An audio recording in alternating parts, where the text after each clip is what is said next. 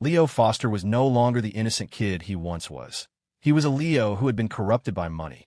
At the very least, he knew that this diamond-studded ring, which looked like some kind of keychain you could buy for 20 bucks at a street stall, was something more. He snapped a picture and ran an image search. A Tiffany & Co. Valet key ring. Price tag, $7,400. He used to wonder who bought this kind of stuff, like designer brand steel wool. Turns out someone did. He wondered if rich people buying this felt the same way he did buying a $47 trinket from a corner store. He felt a little bad about the thought of taking it from Moose, even though he knew he could probably trade it for a single sausage. He sent a picture of Moose wearing the keychain around his collar to Paige. "My friend's welcome gift for Moose," he texted. No reply. She was still sleeping in. Leo dropped Moose off at Paige's apartment and headed back to campus. Moose was refreshingly low drama. When you showed up, he was all in for a good time, hugs, cuddles, and any treats you brought. But when you left, he didn't make a fuss. He was like a professional, high-quality friend with benefits. Leo brought breakfast back for his roommates, buying only for Jordan and Sean. Alex, he figured, had gone out to hunt for his own food. A successful man finds his own meals, after all, especially when he has sophomore girls in his life. On the way back to the dorm, the mechanical voice echoed in his mind.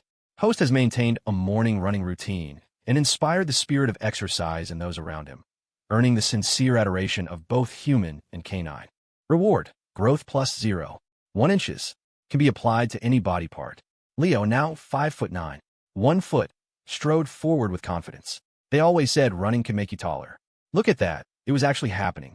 Going from 5 feet 8 inches to over 5 feet 9 inches meant he could finally take one of the insoles out of his shoes. The next time he took a picture with Stella, he'd only have to stand on his tiptoes, not the very tips of his toes. Back in the dorm, he sent the videos and pictures of Dylan Sloan to Sean, since Dylan had given him permission to use any of the material for their TikTok. Sean said the video they'd shot with Dylan the day before had gotten an incredible response. Even though it was their first time featuring a guest, the audience loved him, and the comment section was blowing up. It was only from reading the comments that Leo and his roommates learned Dylan was a well-known figure in the D.C. elite, a celebrity in certain circles, which explained the sudden influx of young female followers. Their account, the Roommate Chronicles, had always skewed toward an older female demographic, but now the numbers for younger fans were finally ticking up. They didn't exactly run in the same social circles as the D.C. trust fund crowd. As for celebrity gossip, unless a story was a massive headline, it never reached them. They had no idea who the various heirs of the Capitol were. Levi probably knew a few, and the students in those debutante training courses definitely knew. It was probably on their exams. In the dorm, Sean devoured his breakfast burrito. When Jordan couldn't finish his, Sean ate that too. He rarely snacked. Unlike Jordan, whose mouth was always moving while he played League of Legends. Sean just had that one bag of pork jerky Leo had given him. He'd eaten a lot at first, but now that it was running low, he rationed it to 1 piece a day. The other guys all had snacks and fruit lying around, but Sean never took any without being offered. It was like having a housekeeper. You could tell her to help herself to anything, but if she actually did it every day, you start to feel weird about it. Greed is greed, even if it's just for snacks. Sean was disciplined. He'd only take something if his roommates handed it to him directly. As he was cleaning up, his phone rang. The area code was from back home. He flinched. These days, everyone just texted. A phone call felt like an emergency, especially from his hometown. He always worried something bad had happened. But the caller identified himself as an employee from the Karaoke County Clerk's office. Sean's first thought was that it was a scam. The man's accent, though, was undeniably local, a thick, rural drawl that turned words like group into grup.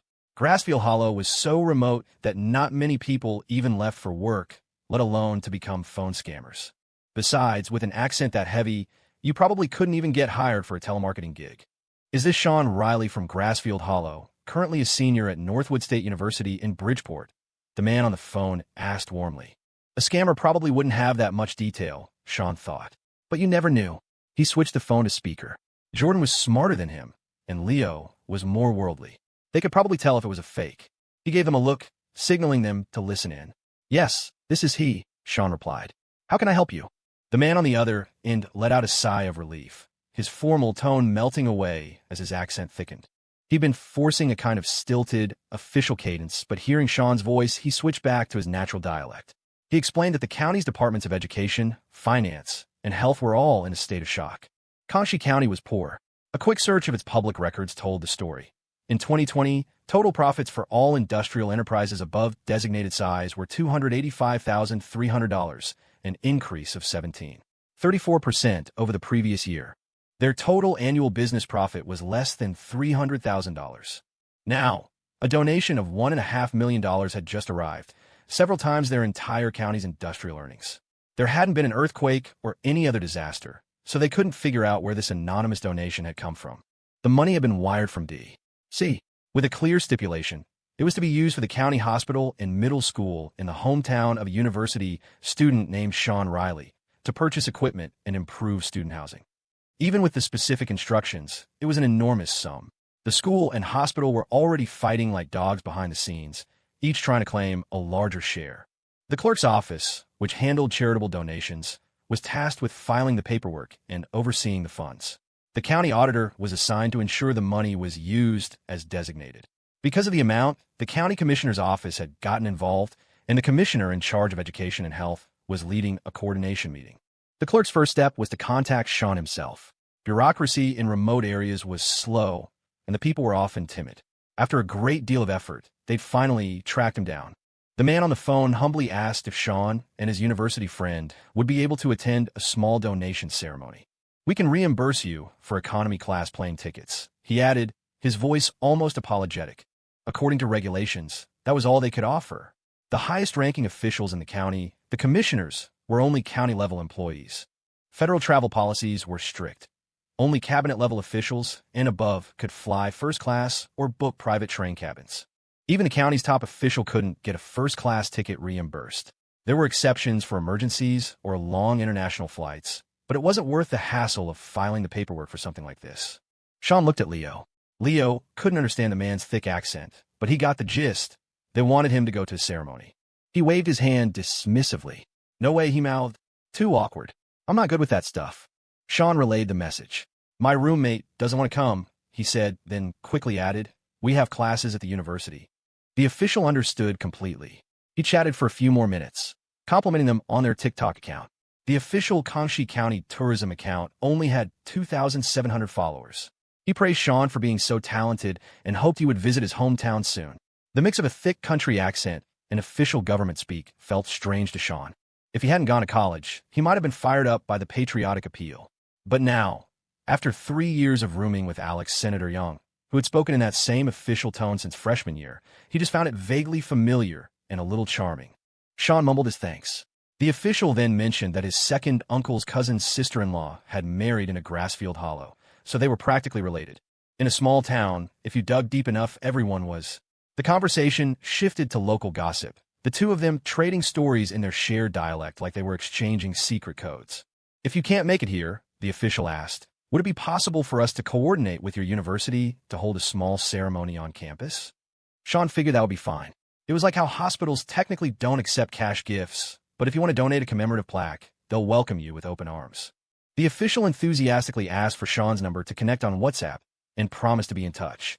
It was the first time Sean had ever felt that government employees could be so friendly. Whenever he'd had to go to a county office back home, he felt invisible.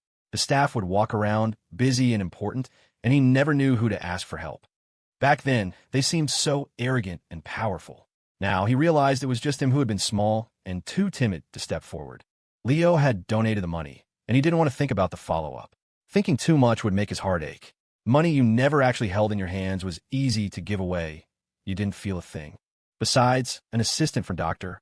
Croft's gallery was handling the logistics and had already been in touch with him. These days, it felt like official, institution-to-institution dealings were manageable. It was the personal stuff, the overwhelming sentimentality, that scared him. It was the same reason he loved pets, but only ever played with other people's. He was terrified of the responsibility of owning one himself. After dropping his things in the dorm, Leo headed to an empty classroom to study. He had to check in with his godfather, Dr. Shun, every day to go over questions and answers. He was thrilled to have found such a dedicated student, someone who seemed to be studying from morning till night. It was rare to find a student with natural talent, but even rarer to find one who was also hardworking. Dr. Shun had been incredibly busy lately, but he always made time for his protege. He was in his element, buzzing with a kind of second spring. Of course, it helped that his own status had been skyrocketing lately. The change was palpable. He'd never been ambitious or obsessed with climbing the ladder, but within the medical system, the hierarchy was stark. As a doctor, he had always been relegated to the sidelines. But recently, at every event or conference, he was seated near the front, right next to the leadership. The transition was so smooth, it felt natural, as if this was how it was always meant to be. Everyone at the hospital went out of their way to make his life easier. Previously, the Bridgeport University Medical Center had been a distant third in the state's hospital rankings, far behind the top-tier university-affiliated hospital. The head of that hospital used to call him Young Dr. Shun. Now, he threw an arm around his shoulder, calling him Stephen, my friend, like they were brothers. Fresh, organic produce was constantly being delivered to his house. These were perks money couldn't buy. Soon, he was heading to D.C. for a high-level meeting. He thought about swinging by Bridgeport afterward to visit his godson. Leo arrived at the classroom and felt a chill. It was getting colder. Winter in Bridgeport rarely dropped below freezing, but it could hover in the high 30s. When it rained, the dampness made it feel bone-chillingly cold inside. The library had heating, but all the study carrels were always taken unless you got there at dawn. Besides, the library was often too warm, which made him sleepy, fine for reading a novel, but terrible for actual studying. The classroom was better. He saw the two graduate school-bound NPCs, Colin Edwards and Wendy Liu, already at their desks. He gave him a nod and started on his own work. To be honest, memorizing herbs and prescriptions was getting a little tedious. The first few days had been exciting, but now he was starting to feel the grind. He worried that he was learning everything by rote, but would be useless in a real-world application. He figured his godfather's method was like learning a language. Memorize the vocabulary and grammar first, and eventually, fluency would come. He put his phone on silent and placed it just out of arm's reach to avoid temptation. Once he focused, time started to fly. The brain was a funny thing. If he didn't use it, it would just sit there, but once he got it going, it was surprisingly effective.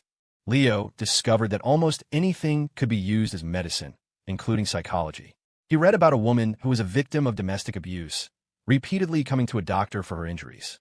The doctor prescribed her an herbal remedy, but with a special instruction for the final ingredient. She was to take the water from a sharpening stone. Every time she brewed the medicine, she first had to sharpen a knife 100 times, then add the water from the stone to the pot. He promised it would cure her, and it did. Her abusive husband, seeing his wife silently sharpening a knife every night with a grim look on her face, never laid a hand on her again. Her injuries healed. Stories like that kept the material from being completely dry. Leo took notes as he studied, jotting down questions. The time passed quickly, but his brain felt drained. He desperately needed a sugar rush. His two study buddies had become his personal yogurt suppliers. Today, when Colin brought him one, he asked curiously, "Hey man, I saw a post on the Northwood State subreddit about a white Bentley. Was that yours?" Leo felt a flush of embarrassment. Did everyone know already? He hoped they hadn't caught a picture of him doing anything inside it. A Bentley was not a subtle car. He thought he'd hidden it well, but it was like trying to hide a bonfire in a forest. He made a mental note to be more careful. He looked at the picture Colin showed him. Thankfully, it was just parked outside the private restaurant. Colin had just been trying to make conversation. He didn't expect Leo to actually nod. It was really his. Holy crap. Colin had always thought Leo was impressive, with some kind of powerful background, but now he seemed truly unfathomable. Wendy, who had sidled over to offer her own yogurt, overheard and her eyes went wide. She'd never seen a real Bentley before. His brain starved for sugar. Leo gratefully accepted both yogurts and started eating. He thought about how hard they were working. He appreciated diligent people. He decided he would go check out the horse ranch this afternoon, and if it was nice, he'd invite these two to come along next time. The private restaurant was closed today. Leo had made plans with Dylan to visit the ranch with his roommates. After meeting up back at the dorm, they split into two cars. Alex immediately called dibs on the Bentley. He figured that even if he became a powerful senator someday, he'd never be able to drive a car like this. It wouldn't look good, and he certainly couldn't afford it on a government salary. So, while Leo didn't have his license yet, he was seizing the opportunity. Jordan drove the Rivian R1S, which was perfectly fine with him. He picked up Sean and Hannah Chun. In the Bentley, Alex drove while Leo sat shotgun. Stella and Jessica were in the back. It was the first time Jessica would see Leo ride a horse in person, and she was giddy with anticipation. She felt like she'd dreamed of this moment, probably because she'd been watching the viral video of him on repeat every night before bed. Stella was excited too. She was an excellent rider herself. She just wondered which ranch they were going to. There were only two major ones near the city. The Bentley glided through traffic. Alex drove smoothly, and no one dared overtake them. 20 minutes later, they saw a vast expanse of grassland, a lake, and distant mountains. Bridgeport had plenty of lakes, but open pastures like this were a rarity. Leo had no idea such a beautiful place was hidden so close to the city. In the distance, a few horses ambled across the golden-brown grass. It was a picturesque scene under the bright sun, but they couldn't roll down the windows. The wind was too strong. If you stand in the middle of a forest and try to take a picture, you won't capture its beauty. All you'll see is a chaotic mess of dense trees. To truly photograph a forest, you need to be outside of it. With a foreground of grassy fields and a placid lake, the dense, towering woods in the background suddenly take on a majestic, sprawling beauty. The property Dylan Sloan had acquired wasn't just a horse ranch. It was an entire mountain. Leo suddenly understood what ancient writers meant when they talked about escaping to their country estates for the summer. To look out and know that every hill, tree, and stream in sight belonged to you. It must feel like owning a small kingdom. A villager would scoff. Every family in our village has their own mountain plot. Get a load of this city slicker. Sean, who had grown up in a rural area, knew the reality. His village collectively owned land, and each family was allocated a plot on a 30-year contract. His family's plot was an hour's walk away, deep in the hills. The vegetation was sparse, mostly scrub grass and a gravelly patch where nothing grew. As a kid, he'd have to walk an hour just to get to their land before he could even start working. And no, you couldn't drive. The path was too narrow and treacherous. Most rural people owned land, but they were still poor because it was so remote. This ranch, however, was right on the edge of the city, with a paved road leading straight to the campus of another, more prestigious university. The deed was likely a long-term lease, but with enough decades on it, ownership was effectively permanent. When they arrived, Leo's group started to wander around while Dylan's assistant, Mr. Lou, also showed up. Leo had asked him to come help out for the afternoon, since Dylan mentioned there were some contracts to look over. Leo took Mr. Lou aside to review the paperwork. Mr. Lou was technically Richard Vance's man, and he was paid handsomely for it. The man was a Swiss Army knife of skills. Leo had learned that he'd passed the bar exam, interned at a law firm, and earned his attorney's license before deciding the legal world was too cutthroat. He had no connections, so he pivoted to being an executive assistant, where his legal knowledge gave him a huge advantage. He'd also earned an accounting certification for good measure. A man that capable was a testament to how competitive the job market was. Stella had told Leo that Mr. Lou was at his disposal for the time being, and Leo intended to make full use of his talents. Initially, Mr.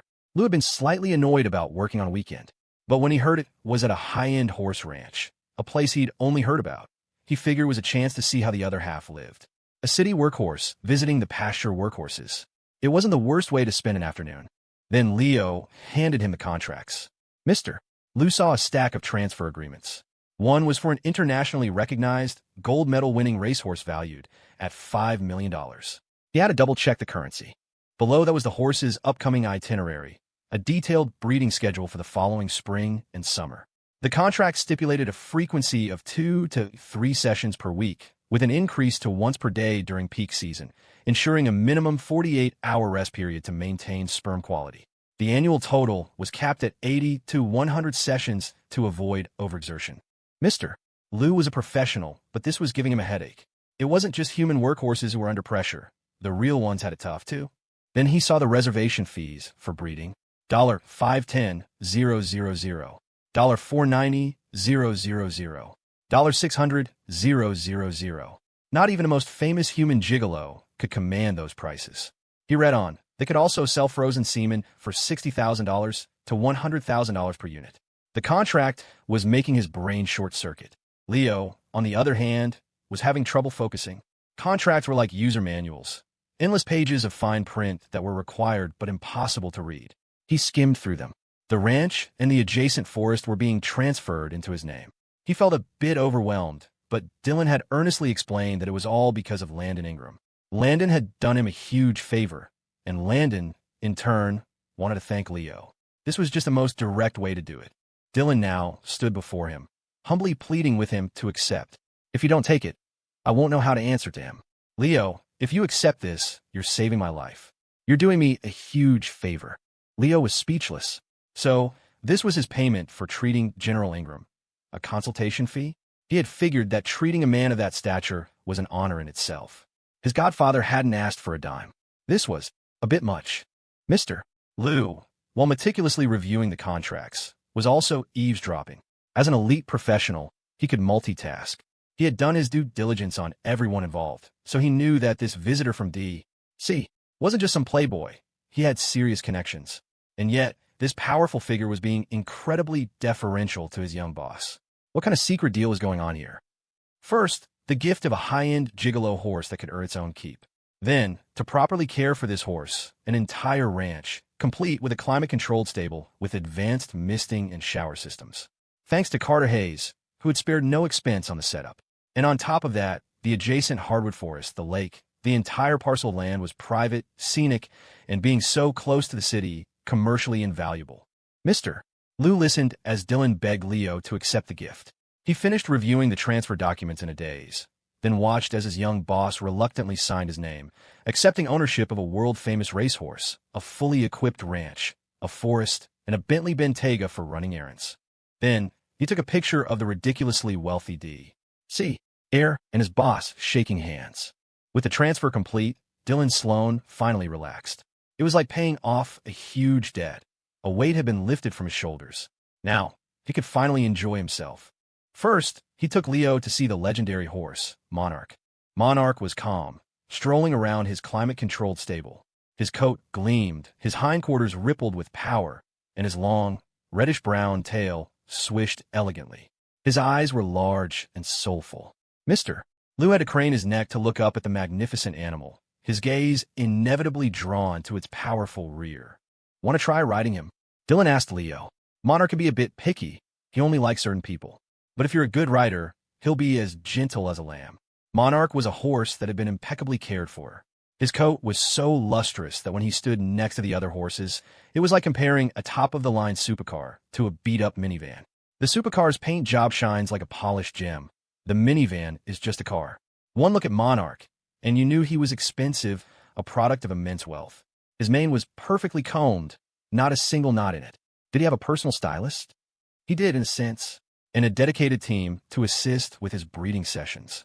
A staff of several people was required to care for Monarch. A vet for daily checkups, a nutritionist to prepare his special diet, a groomer for his coat, and handlers to keep him happy. Scientific research had shown that a horse's mood could affect its sperm quality. So Monarch was kept in a perfect environment, fed the best food, and even had music played for him. He was expensive, and the cost of maintaining him was even higher. Gifting him an entire ranch wasn't an extravagance. It was a necessity. When Monarch was led out of the stable, he was the very definition of a noble steed. He was handsome on his own, but when surrounded by other horses, his superiority was undeniable. Sean, camera in hand, had already photographed the entire ranch and now followed Dylan to see the main attraction. Dylan had transferred Monarch's 3 dedicated caretakers along with the horse, like a dowry. The ranch had been set up by Levi, a man who, like Connor Brighton and D.C., was one of those guys who seemed to exist in every city. Born into privilege, yet hard-working, with high emotional and intellectual intelligence and a masterful understanding of power. Alex Young was a junior version of this archetype. Seeing Monarch, even the future Senator Young was giddy, his serious face breaking into a wide, boyish grin. It was rare to see such a magnificent animal up close. Jordan put his phone down. "Sean, get a picture of me with him," he yelled, but before posing, he nervously asked the handler, "I won't get kicked if I stand here, right?" A kick for Monarch looked like it could send even the stocky Jordan flying.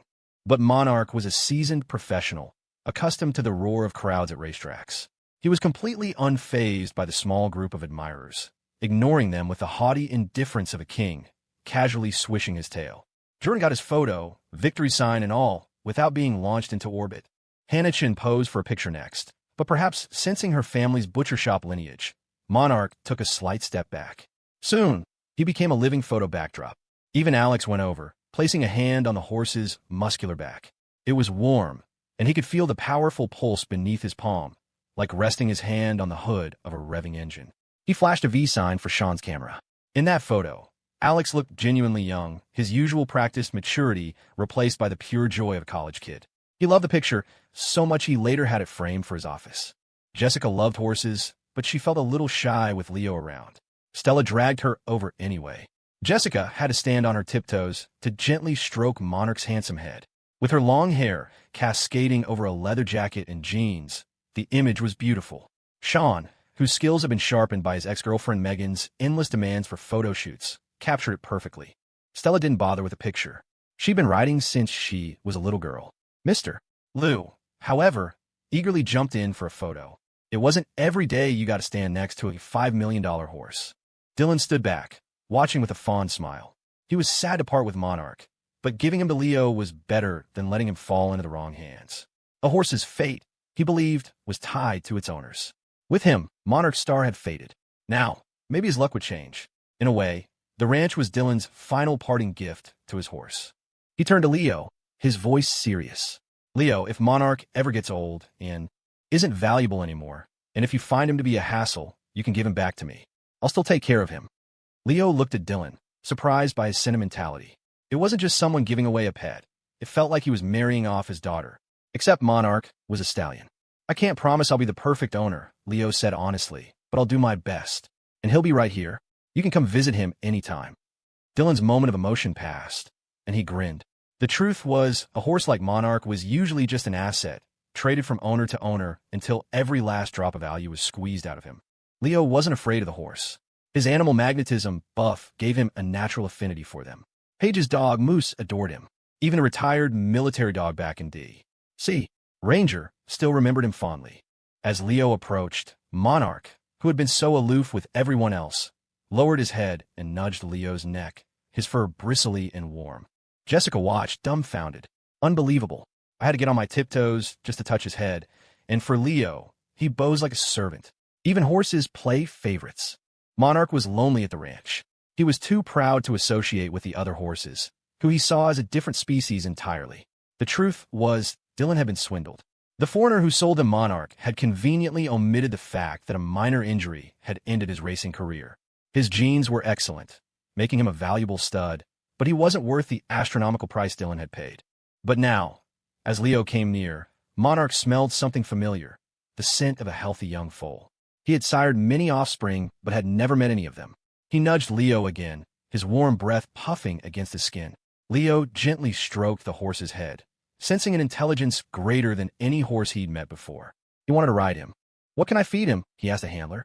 "He loves apples and carrots," the handler replied, "but we limit his treats to keep his diet balanced. He hasn't had any today." The handler passed Leo a large, crisp apple. Monarch wasted no time, leaning in and taking a bite. The handler, who had been about to say that Monarch didn't take food from strangers, stood there with his mouth open as his proud, moody charge happily munched away. Does this horse understand workplace politics? The handler wondered. Do bosses just have some kind of special aura? The ranch's winter grass was yellowed, but thick, like a plush carpet. Riding on it was a world away from riding on concrete, which would jolt your spine and damage the horse's hooves. Monarch was thriving in the humid southern climate, which was similar to where he was born. He had been pampered, but a good horse is forged in the wild, not just fed in a stable. No matter how good the genes, without the thrill of the race, a champion becomes just a stud. And if Monarch could speak, he would tell you he hated being a stud. He was picky about his mares, but they always brought him stout, brawny females who looked stronger than he was. He would rather run on a racetrack until he collapsed from exhaustion than die of it in a breeding stable. He didn't know it, but his racing days were over. Still, he was a well-traveled horse, having been on planes, ships, and trucks to countries all over the world. He liked it here. The cool, damp air was refreshing, and today he'd met a pleasant-smelling foal. Monarch was in a good mood. Leo found the horse to be remarkably gentle. After Monarch elegantly finished the apple, spitting out the core, he even used his tongue to clean his teeth, a slightly goofy look on his handsome face. After a few more minutes of bonding, Leo prepared to mount. Getting on was easy. Height was definitely an advantage. His legs were long enough to swing over the saddle without any trouble. He felt a thrill of excitement, like getting behind the wheel of a Cullinan for the first time. Watching from the sidelines, Stella saw Leo acting like a little boy who had just gotten a new toy, so engrossed he'd completely forgotten about his girlfriend. It was a moment of such pure, simple joy that it made her want to punch him. Men are boys forever, she thought with a wry smile. And he actually is one. As Leo started to ride, Sean instinctively grabbed a camera and another horse, following him to film. Dylan offered to follow in a car, but Sean was already mounted up, camera rig and all, looking like a modern-day knight on a quest for the perfect shot. "Your roommate has some serious stamina," Dylan said to Alex, impressed. "He grew up on the plains," Alex deadpanned. "Took his horse to his college entrance exams. Just tied him to a lamppost outside while he took the test." Dylan stared at him, unsure if he was serious. The rest of the group picked out their own horses. They were fine animals, just not in Monarch's league. They were ranch horses, well-fed, but lacking the fire of a true champion. Dylan had taken over from the previous owner, Carter Hayes, a classic rich kid who had built the place on a whim and then lost interest, letting it fall into disrepair. Dylan was still in the process of renovating. Jordan and Alex went for a ride, as did Hannah and Jessica. Mr. Lou stayed with Stella, ever the diligent employee. Stella was a good rider, but the best horse was already taken. She was content to lounge on a chaise, sipping a drink and enjoying the view of a sheer rock face across the lake. She snapped a picture and sent it to her family's group chat. "Victoria Vance? Where is this? It's beautiful. It would be a perfect spot for a tea table." 2 minutes later, "Richard Vance. Honey, that's old man Chen's property. If you like it, I'll have him transfer it over." A small smile played on Stella's lips. She typed a reply. "Stella, it's my classmate's ranch. The same one who sent us the frost pears. Mom, you can come for tea anytime." Richard Vance, classmate my ass. Imagine a greasy-haired man with dark, pimply skin and a wrinkled t-shirt asks you to Photoshop him to look handsome. You could smooth his skin, brighten his complexion, enlarge his eyes, and erase the wrinkles. But he'd still be ugly. To truly make him handsome, you don't change him, you change his background. Put that same man in the driver's seat of a Rolls-Royce. Suddenly, his $15 t-shirt looks like a deliberately slouchy designer piece. His sunburnt face is evidence of a love for outdoor sports like mountain climbing. His wrinkles are the marks of deep thought. When he's sitting in a Rolls-Royce, is he still ugly? External factors provide a powerful boost. And so, Leo, already an 8 out of 10, looked like he broke through the nines the moment he was on Monarch's back. Under the winter sun, Monarch's coat shone with a pearlescent gleam. He was so handsome, he looked almost mythical. Sean knew this footage was gold. The previous video of Leo on a horse had already gone viral. This was on another level entirely. It was no wonder all the demon queens and princesses fell for the monk Tripitaka on his journey. His white horse was a huge part of the appeal. If he had been traveling by wheelbarrow, they probably wouldn't have given him a second glance. The winter air was crisp and clear, making everything in the frame look sharp and clean. It was like filming in high definition. Leo felt like he wasn't just riding a luxury car, but an intelligent, self-driving one. The ride was incredibly smooth, thanks to both the horse and the top-of-the-line saddle, which was probably Hermes. The reins were soft in his hands. After getting a feel for Monarch's rhythm, Leo urged him into a gallop. The horse responded instantly, the connection between them seamless. They flew across the field, the cold wind whipping past, the distant mountains and forest a blur. For a moment, Leo felt like he could fly. Sean struggled to keep up. His horse was no match for Monarch's speed. It was like trying to chase a supercar in a minivan. But the ranch wasn't infinite, and he could still catch shots of Monarch thundering past on his laps. The ranch staff, who had been following nervously, watched in amazement. In their experience, Monarch was temperamental and difficult, but with his new owner, he was perfectly behaved, responding to every command with grace and power. The sheer speed, the effortless turns, it was exhilarating. When they finally returned, Monarch reared up and let out a triumphant neigh, a sound like the booming laughter of old money. Leo wasn't scared. He could feel the horse's pure joy. As Monarch settled, the system's voice chimed in Leo's mind. Host has ridden with focus and empathy, earning the sincere gratitude of the noble steed. Monarch. Reward. A medicinal formula for treating strains and injuries in beasts of burden. Note. For use on actual animals only. The evening scenery was beautiful. The setting sun was reflected in the lake, and a cool breeze began to blow. It was the perfect weather to sit inside behind a large picture window and watch the world outside. The wind picked up, and Monarch was led back to his 1,000-square-foot, climate-controlled stable, complete with a fresh air ventilation system. The other horses returned to their stalls as well, munching on fresh, high-quality hay. The ranch's lounge was built like a luxury real estate sales office from the height of the housing boom, all gleaming marble and gold fixtures. The previous owner, Carter Hayes, had planned to add a restaurant, but never got around to it. The space was huge, with floor-to-ceiling windows on 3 sides, each offering a different stunning view. The sheer rock face, the hardwood forest, and the lake with the setting sun. It was, as Stella's mother had noted, a perfect place for tea. So, they set up a tea service. After the ride, everyone was ready to relax. They chose a spot with the best view, and Leo began to prepare the tea. Levi had arrived a little while ago, having stuck close to Dylan for the past few days to cultivate his relationship with Leo. He'd brought the contract for the TikTok collaboration, and after Sean provided his bank account details, the $30,000 annual payment was wired over almost instantly. With so many people, Leo felt like he was back at the tea competition. He selected a ripe pu'er called Amber Bloom, a recommendation from his mentor, Joyrin. It was an expensive tea, about $250 a pound, but Joy had said it was one of the best she'd had recently. The ranch had a full set of tea equipment, though it was the generic kind that comes free with a bulk tea purchase. Leo used a simple white porcelain gaiwan and matching cups.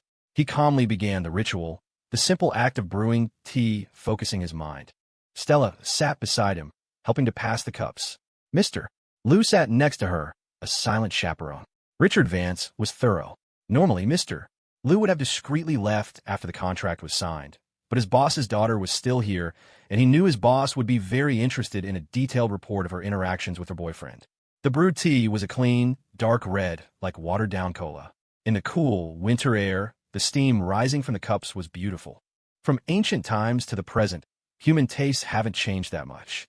Tea was discovered because people found that boiling the leaves of a certain tree produced a drink that was pleasant and stimulating. At its core, that's all it is, a good-tasting drink that makes you feel good.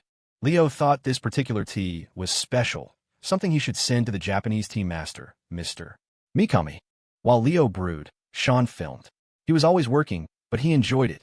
The work was interesting, and the rewards were tangible. Leo had insisted the money from the brand deal go directly to Sean's account. It was a gesture of trust that moved Sean deeply. Not long ago, he couldn't have imagined earning thousands of dollars a month. Now, thanks to his roommate's encouragement to hold out and build the brand's value, their hard work was paying off. He captured the different ways each person drank their tea. Alex was stoic, his expression unchanging, but Sean could tell from the slight relaxation of his shoulders that he was happy. Jordan was all over the place, frowning, then smiling, then rubbing his stomach. Hannah drank slowly, as if trying to decide if it was tea or medicine. Stella was the picture of elegance, relaxed and at ease. Levi was serious and analytical. Mr. Lou was practically invisible. Jessica held her cup with a solemnity that made her look like a warrior drinking her payment before a duel. And Dylan Sloan looked genuinely moved, for once quiet and contemplative. Young people, with their tens of thousands of sensitive taste buds, often don't appreciate bitter flavors. But as you age and other taste sensitivities fade, the perception of bitterness remains, becoming a familiar, almost nostalgic sensation. Leo knew this was a tea the older generation would love. Mr. Preston, General Ingram, Judge Cole, Professor Reed. He mentally added his grandfather to the list. He was building quite a network of elders. For the group of young people, the experience was varied. Jordan, who had never known hardship, thought boba was better, though he admitted the tea was warming. For Leo, whose palate had become more refined, good things tasted better and bad things tasted worse. Drinking tea together was a form of communication, calmer and more reflective than drinking alcohol. It was a good time for conversation, but today Dylan was quiet. The tea was so good it kept his mouth occupied. If you scroll through Instagram, you'll be flooded with inspirational posts. You have to expand your horizons. See the world, they say, accompanied by photos of art in Paris, dinners in London, yacht parties in Singapore, and safaris in Africa. They just don't tell you where the money for all that comes from. The first time Leo came to the St. Regis, he had been a nervous wreck. The crystal chandeliers, marble floors, and impossibly high ceilings all seemed designed to make him feel small and out of place. The well-dressed staff, the priceless antiques, the panoramic view of the city, it was all overwhelming.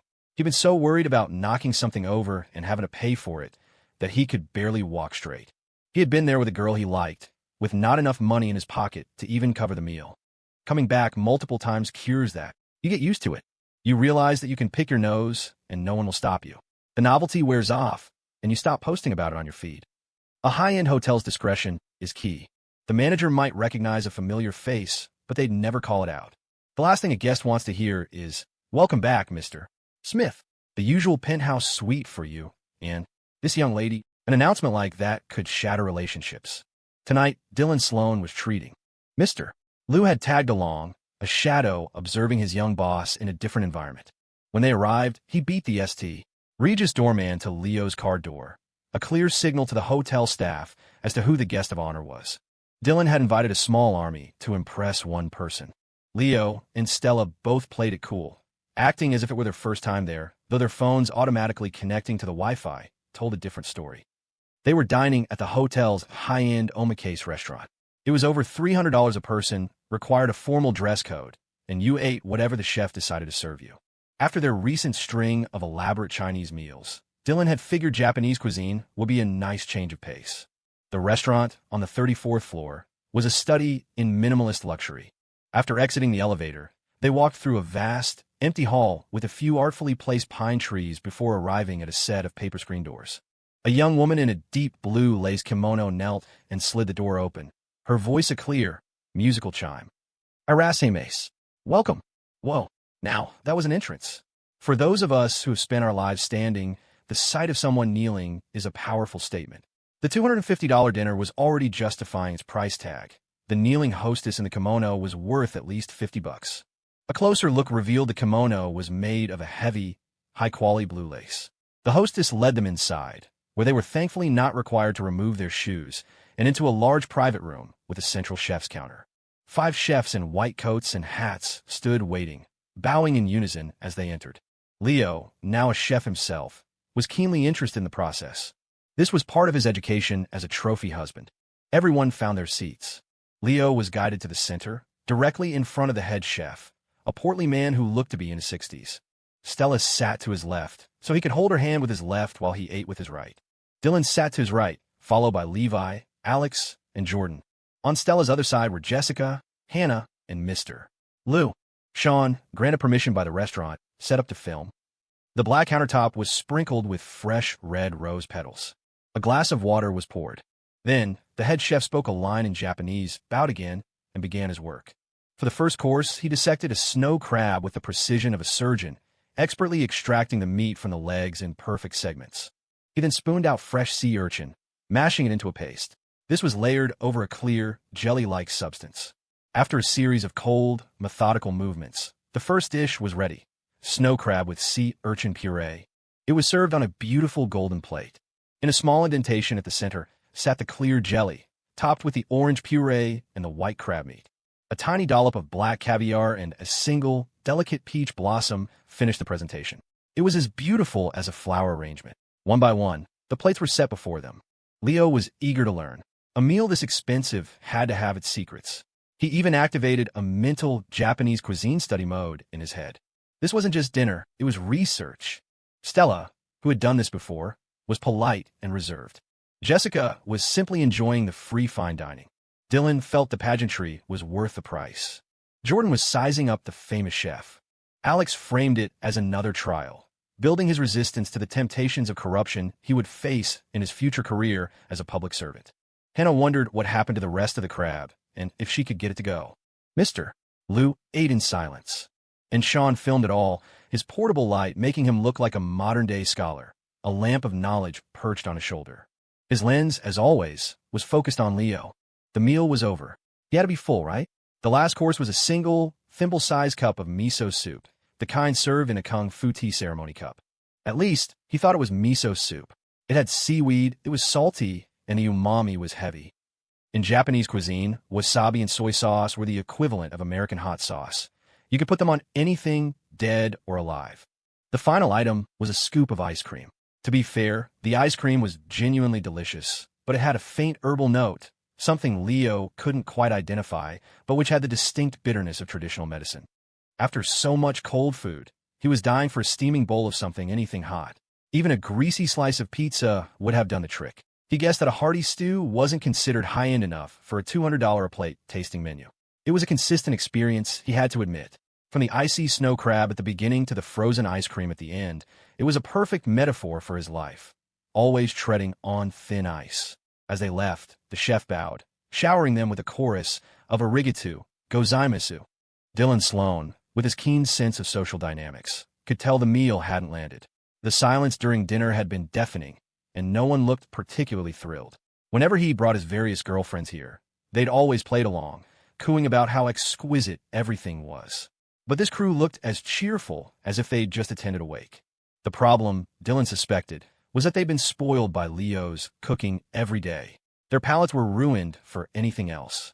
Leo's specialty was steamed fish, and after eating so many raw fish tonight, it felt like a waste. If only Leo had gotten his hands on them, he couldn't imagine how incredible they would have been.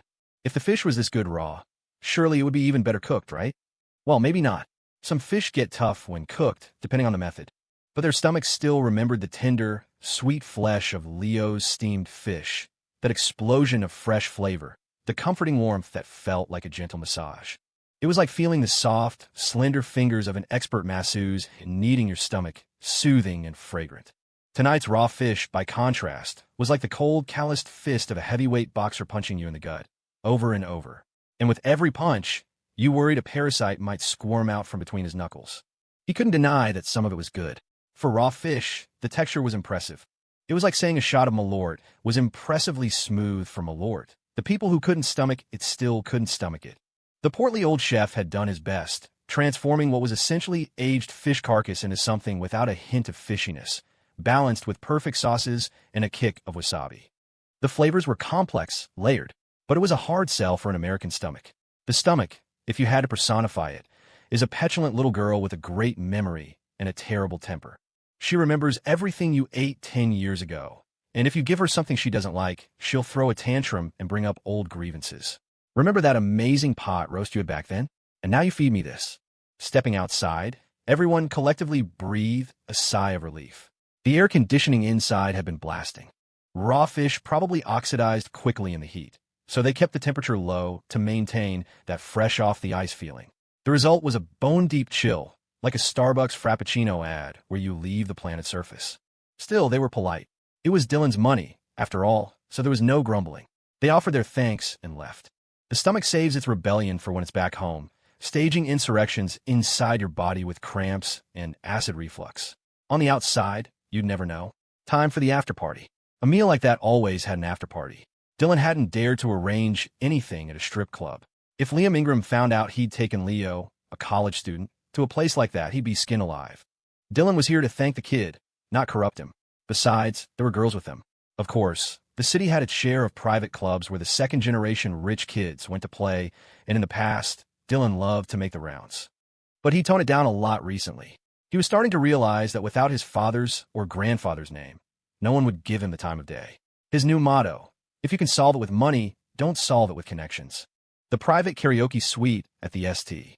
Regis was magnificent, far more detailed and better located than any of those private clubs. The view was breathtaking. Those clubs tried for an air of exclusive luxury, but they were often in out-of-the-way places for privacy, making it a hassle for the real power players to come and go without being spotted. With new regulations cracking down on lavish official entertainment, those places were even more discreet. Plus, they were often vanity projects for some rich kid with no design sense. A five-star hotel like the St. Regis was different. It was pure capitalism. You paid, you got the best. A clean, simple relationship.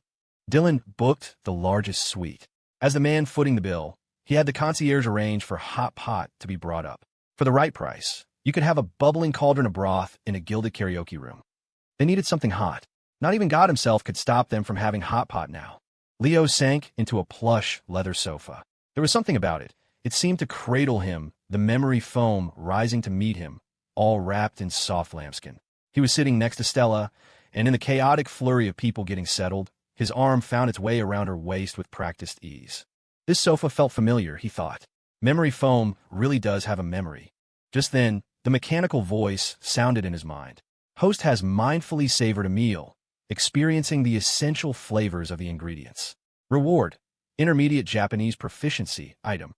Skill requires study time to unlock. Current progress, 20%. Leo blinked. He'd expected a food-related skill, not a language.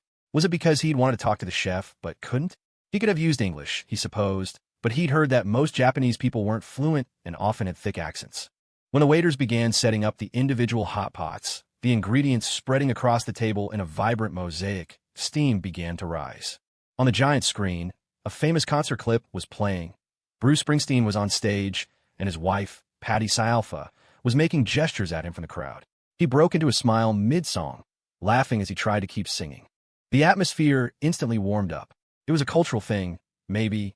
At the Japanese restaurant, a dozen people could sit in silence, as if attending a funeral for the fish on their plates. But here, with the hot pot bubbling, the room was filled with life. Thinly sliced beef, mushrooms, and tripe tumbled in the boiling, fragrant broth. It was loud, spicy, and vibrantly alive. Watching their excited faces, Dylan thought, well, that last meal was a complete waste of money. But then again, maybe not. Without the contrast, they wouldn't be this happy. Just getting hot pot on its own wouldn't have felt this good. Leo stared at the nourishing herbal broth in front of him. From a traditional medicine perspective, hitting the stomach with an icy Japanese meal and then a fiery hot pot was like a 1-2 punch designed to knock it out. I'm going to torture you today, and I'm going to win. A trial by fire and ice. Whatever. It smelled amazing, and he was still hungry. He'd eat first and worry later. The crystal glasses from the St. Regis were frosted, pulled straight from a freezer and clouding in the warm air. A handsome waiter in white gloves poured everyone a beer. Beer and hot pot. Let's go. Everyone was busy, eating and drinking. If Leo's godfather, Dr. Shun, saw this, he'd have a fit. A cold meal, then a boiling one, and so late at night. Youthful bodies really were resilient. And they were. The oldest among them, Dylan, was still under 30. They could handle it. Give a 30-year-old that meal, and they'd be miserable for 3 days. The hot pot setup was much more casual. Everyone had their own individual pot and could choose their broth, spicy, mushroom, bone broth, or tomato. Small plates of meat and vegetables were arranged beautifully across the table, a feast for the eyes that reignited their appetites.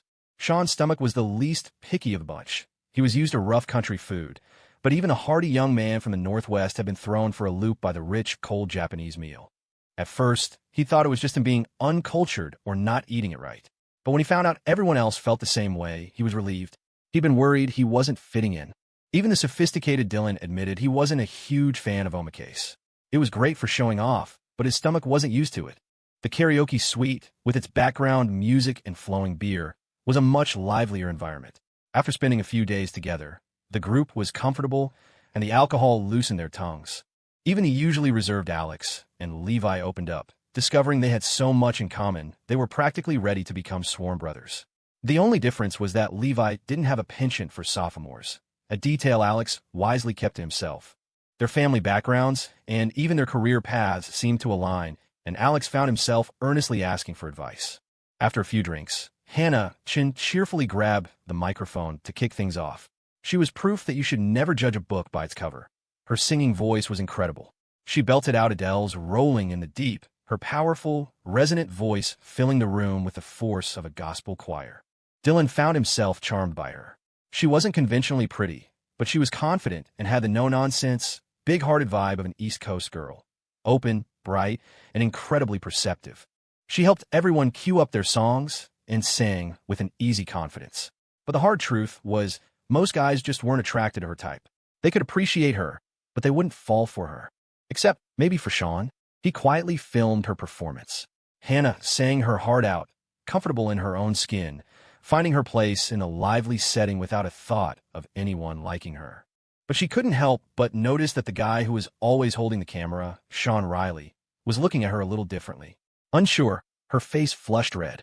It was probably just the beer, she told herself. He took pictures of her, and they were always surprisingly good, much better than her selfies. And he took a lot of them. When Hannah finished, the room erupted in applause. It's hard to have a dead party after a song like that. Sing it well, you get a standing ovation. Butcher it, and you get a room full of laughter. Either way, it works. Next up was Alex's pick. He confidently took the stage. He was perfectly at home in these kinds of social settings. It was all training for the future, like someone who wants to be an Antarctic researcher practicing by eating ice cream. He chose a classic, Bon Jovi's Livin' on a Prayer. It was inspirational, nostalgic, the kind of song the old guard loved. When he started singing, his voice was surprisingly formal, a precise, almost Glee Club perfect tenor. Levi listened intently, tapping out the rhythm. He found this younger guy fascinating. He saw a bit of himself in Alex, but there was something more, a willingness to be humbled, an eagerness to learn, a sincerity that Levi himself had lacked at that age. If he played his cards right, who knew if this kid might surpass him one day? Levi was generous with his advice, holding nothing back. After Alex, it was Jordan's turn with the Killers' Mister. Bright Side. It's a notoriously difficult song to sing, But Jordan loved it, mumbling and shouting his way through it with infectious energy. The next song was Dylan's. He'd chosen John Mellencamp's Small Town. Got nothing against a big town, still hay my hair from the dusty ground. Well, I was born in a small town. Hearing it come from Dylan was hilariously ironic. Anyone else could claim to have started from nothing. But him? He was born with a silver spoon, so big it was practically a shovel. Yet he sang with such heartfelt conviction you'd think he truly believed he was a self-made man. His pitch was shaky, but his passion was undeniable. Everyone clapped enthusiastically. There was a short break, and a couple of songs played out before an English one came up. Hannah, who had become the group's unofficial DJ, saw that it was Jessica's pick and handed her the mic. The scene felt vaguely familiar to Jessica. It reminded her of when she and Alex had organized that karaoke barbecue at the Fire Mic for their 2 dorms. The setting now was infinitely more luxurious, and some of the faces had changed, but the feeling was similar. Everyone was closer now.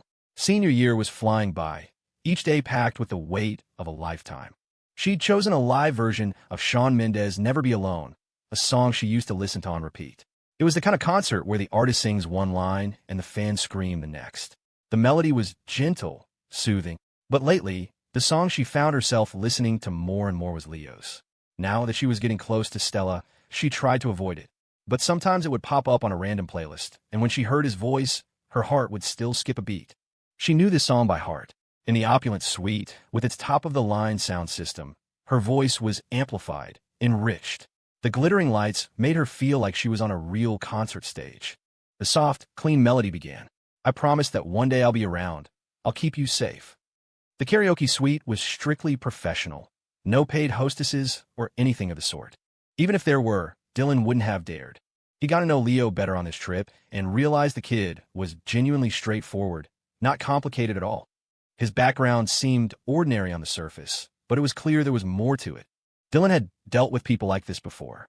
Some are fakers, but in the capital, you occasionally met a real dragon. The more powerful they were, the more low-key they acted. But you could still tell from their bearing. Leo was just a normal, sincere senior in college. He was really studying, not just putting on a show. He was in a real relationship.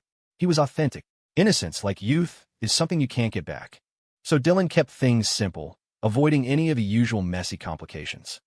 There were women present, after all, and a camera. That was probably the main reason. The camera made everyone behave. Not that Shawn was filming constantly. His project was about Leo's daily life, not a reality show. He'd filmed Hannah singing earlier, so he stuck to filming the performances. He put the camera down when people were just chatting. Evening is peak TikTok time. Shawn had posted early today a short clip of Leo riding Monarch that afternoon. After all this time, he developed an instinct for good content. Don't overthink it, don't over-edit. Just post the best part. Monarch was breathtakingly beautiful, and Leo, on his back, was even more striking. The sight was, well, Shawn was glad he was a guy. Otherwise, it would be hard not to develop a crush.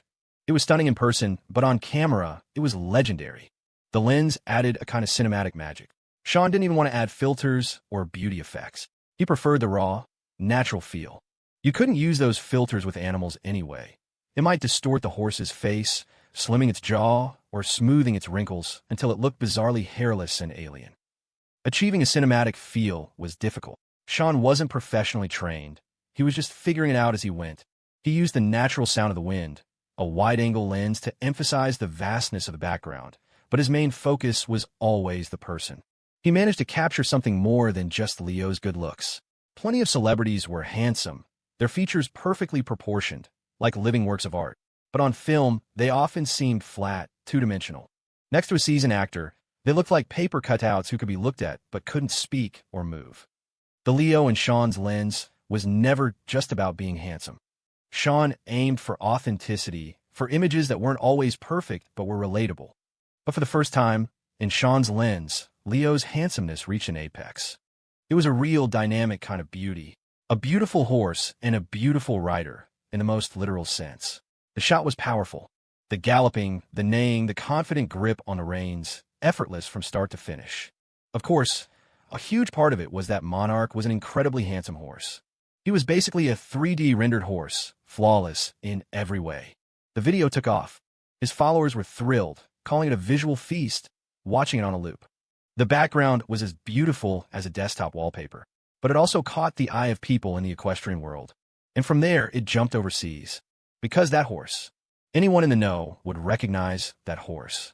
The price Dylan had paid had made headlines, trending on social media. A flurry of articles announced that Monarch had been acquired by a mysterious tycoon from the East. Then silence.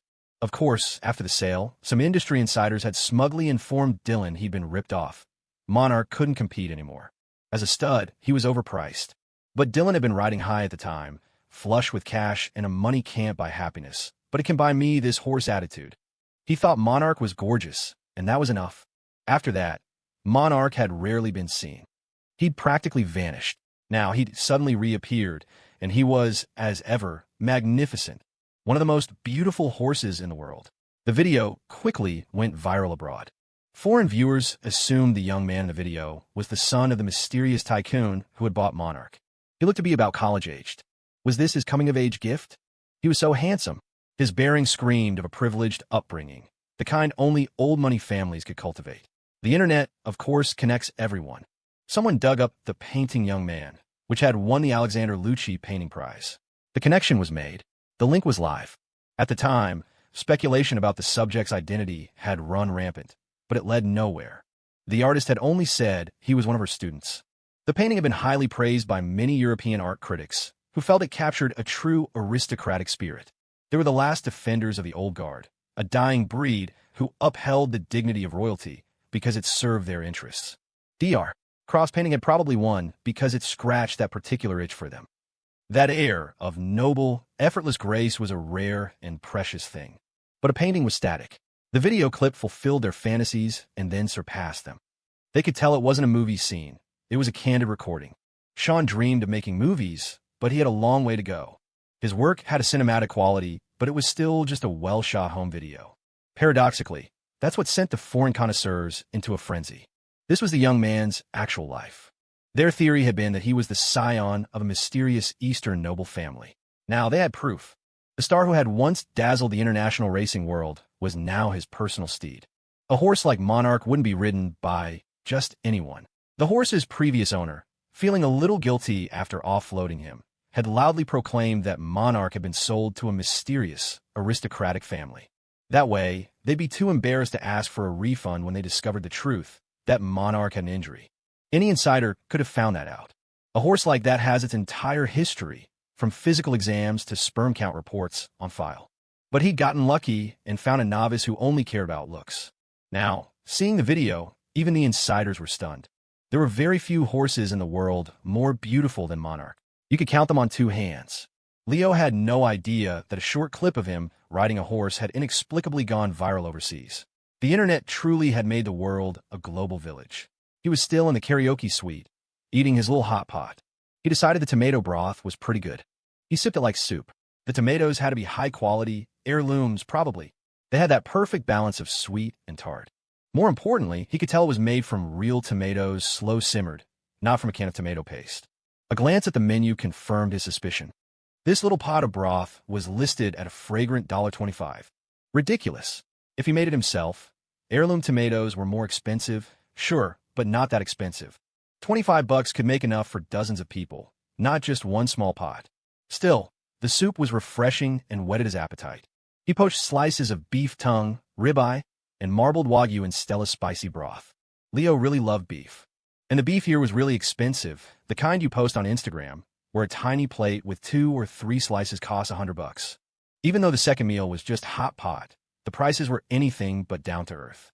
But in a place like this, nothing was. For Dylan, it was a drop in the bucket. The cost of the entire night was less than what he'd spend on a handbag for a girlfriend. After Jessica finished her song, the applause was enthusiastic. It was a beautiful song, and she had a beautiful voice. Her features, Dylan noted, were quite striking. He'd seen his share of beautiful women, but compared to the generic influencer face, hers had character. It was memorable. Jessica returned to her seat and took a long swig of beer, trying to calm her racing heart. Then she focused on the spicy hot pot. The hotter, the better. Even Levi, trying to fit in, went up and sang a song. He chose Katy Perry's Firework, a pop anthem from years ago that still held up. He had a surprisingly good voice, and it was clear he practiced, though he sang it with a kind of corporate retreat earnestness that was oddly charming. Everyone applauded politely. The camera made him a little self-conscious, and a faint blush crept up his neck, but he was enjoying himself. Hanging out with Leo's crew made him feel young again. There was a sincerity to them that was refreshing. Leo turned to Stella. "You want to sing?" It wasn't that she was shy. She was genuinely tone-deaf. Leo was surprised. Was there anything she couldn't do? She looked at him, her expression completely open. "I want to hear you sing. I love listening to you sing." The best confessions were the ones slipped into everyday moments. Stella was usually so crisp and cool, but when she said something romantic, she was so earnest, so completely without artifice, that you knew it was the absolute truth. One sentence from her was all it took to make Leo's lips curl into a giddy smile. He happily went up to the front. He picked a light-hearted song he happened to see on the playlist. It was another one by Zhou Shun, called A Little Bit of Perfect. The melody was cheerful and upbeat. A smile was already on Leo's face before he even started singing. As the intro played, he swayed gently to the rhythm. Sean, who had just taken a few bites of food, immediately started filming. By now, Leo was completely oblivious to the camera. It had become a permanent fixture of his life. Who didn't have that one friend who was basically a walking tripod? He'd had a little to drink. The lights of the suite were dazzling. He was with his friends, with his girlfriend, and he felt free, relaxed, and utterly at ease. He wasn't part of the workforce yet. There was no trace of the 9 to 5 grind on him. As he swayed, he radiated the pure, unadulterated bliss of someone who had never punched a clock. Anyone who had ever held a job could never look that carefree. The smile on his face was pure, boyish charm, handsome without being aware of it, completely devoid of sleaze. His eyes were fixed on Stella. The cheerful intro was like a cool summer morning. You're walking barefoot in a stream, stepping on smooth pebbles, listening to birdsong as a gentle breeze caresses your face. Then Leo began to sing, his voice effortlessly light and joyful. "No big wishes on my mind. Know where I have to be in time. See the red light at the crossing start to blink like a little winking sun, I think. Look, the puppy's barking, and the leaves all seem to laugh. The wind is whispering a paragraph. Just wake up to the feeling of the sun across my bed. No need to think. No single word is said. No need to rush to find an answer in my head." The lyrics were beautiful. His voice made them more so. When other people sang, you might judge them as good or bad. But when Leo sang, judgment ceased. No one paid attention to the hot pot anymore. The beef in the bubbling broth rose and fell. Overcooking, forgotten. Dylan had been looking down at his phone, but Leo's voice made him freeze. Holy crap. It hit him like a lightning bolt. So good. It was the kind of voice that could make a straight man question things. He looked up and saw Leo, smiling, his gaze focused, tender, and exclusive to his girlfriend. For a moment, Dylan was transported back to his first crush, that feeling of seeing her from across the hall, his heart pounding, his palms sweating, so happy he wanted to grab the nearest dog and hug it. Levi was stunned, too. He'd come tonight for the networking, but he never expected a live performance of this caliber. The noise of the world faded away. He'd been so busy lately, his head aching, his shoulders tight with the pressure to succeed, to advance, to scheme. In that moment, time slowed down. He felt like he'd been missing so much. He needed to stop, to think, to give himself a blank afternoon, to learn to be alone. His mind grew quiet. The steam from the hot pot rose in a gentle, swirling plume. Jordan and Alex were already numb to it. They knew the drill. When Leo was about to sing, you stopped whatever you were doing because you'd forget it by the time he was done. It was like he could press pause on time itself. Jordan swayed his head, then got up and danced, his white belly jiggling. Alex felt a cool breeze wash over him, time stretching out, wishing it would last forever. Sean's heart hammered in his chest, especially when he looked over at Hannah, sitting in the corner, clapping along with a rapt expression. He thought she was beautiful, like a young calf. He imagined a field of grass before him, turning green with every step he took, spring sprouting in a riot of color. Stella was completely captivated, her eyes sparkling as she watched him. Listening to Leo sing was an intoxicating experience. This song was different from his others. It was pure joy, a feeling as natural as breathing. It was like their time together. Nothing spectacular ever happened, but the hours would just melt away in a haze of simple, uncomplicated happiness. Jessica listened to him sing. Whatever you choose to believe, that is how you'll see the world. Today is the best companion for tomorrow, and you are the best companion for yourself. It was beautiful. The lyrics were beautiful. It was as if he were singing directly to her. When she had sung, she had looked at everyone but him. When he sang, he looked at no one but Stella. That, she supposed, was love. The students' nightlife ended promptly at 10. Any later, and they wouldn't make it back into their dorms before curfew. Dylan had offered to book them rooms at the St. Regis, but they all knew their limits. Dinner and drinks were one thing. Spending the night was another. They had dorm rooms to go back to.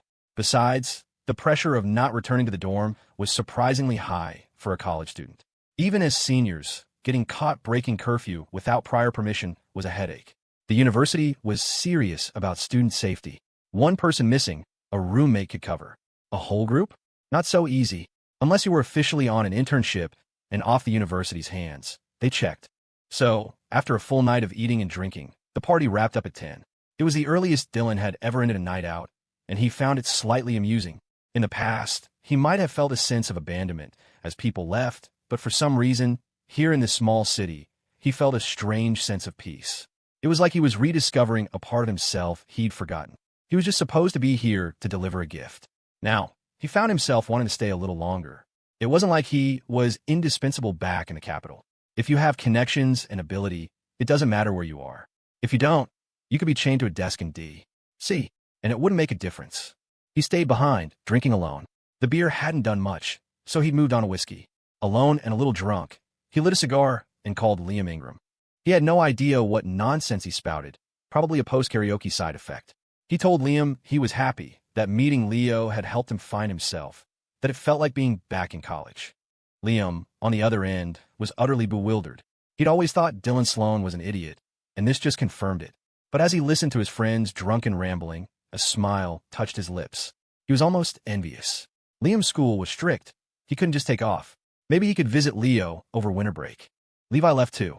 Normally, his ambitious nature would have compelled him to stay and keep Dylan company. But after hearing Leo's song, something had shifted inside him. He felt it was okay to give himself a break, to have a moment of quiet.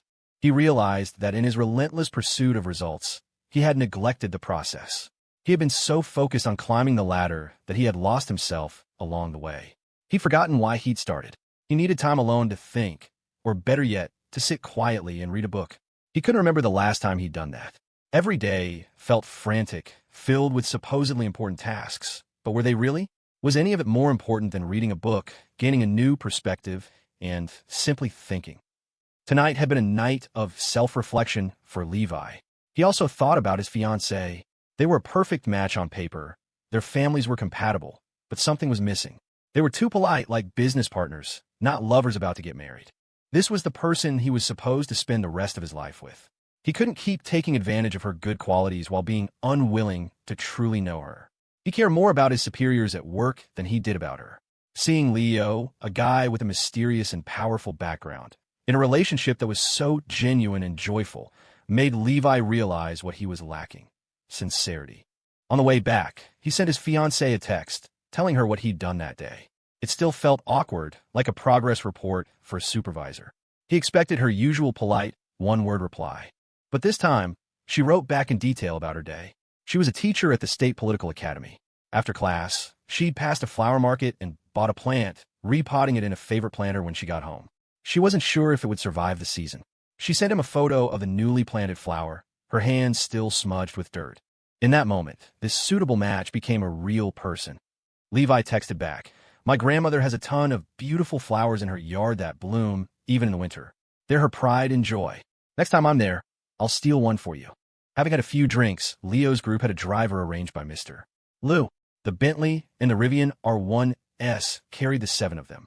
The 3 girls took one car, the 4 guys from the dorm took the other. The Bentley went to the girls' dorms, the Rivian to the guys. Both vehicles were registered with campus security, so they could drive right in. When Stella saw the driver, she assumed it was a rideshare, but then recognized him as one of her families. She didn't say anything.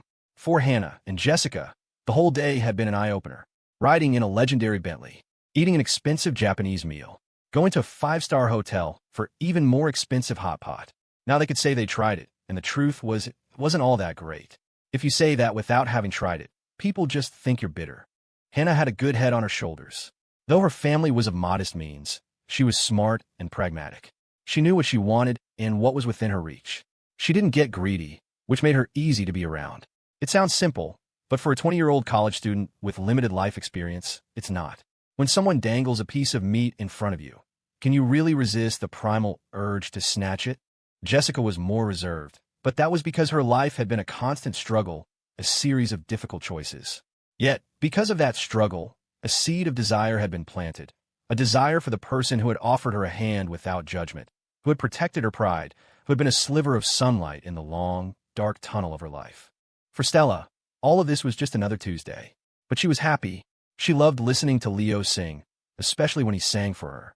In the car, she closed her eyes, the cheerful melody replaying in her mind, an unconscious smile on her face. They made it back just before the dorm gates closed. The sight of a Bentley parked in the faculty housing lot, however, was a bit much. It was parked right next to Ms. Miller's car. Thankfully, most professors took the campus shuttle, so parking wasn't a huge issue. Ms. Miller's ice blue Lexus was now sandwiched between a black Rivian and a white Bentley.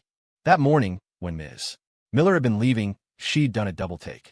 It looked like a very expensive insurance scam waiting to happen. She was terrified of nicking it as she pulled out. A tiny scratch would probably cost a fortune to fix. Who on earth parks a car like that on campus? She'd asked the security guard, who told her it belonged to her student, Leo Foster. Ms. Miller was speechless. The kid who just brought her a bag of frozen pears had gone and bought a Bentley? And she'd heard from President Grant that he'd opened some kind of private restaurant over at the Honors College that was supposedly to die for. Kids these days had so much energy.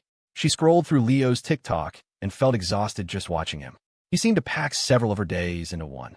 Back in the dorm, Jordan, who had been snoring in the car, was suddenly wide awake, ready for a night of gaming. It was just talk, of course. The power to their desktops would be cut off soon.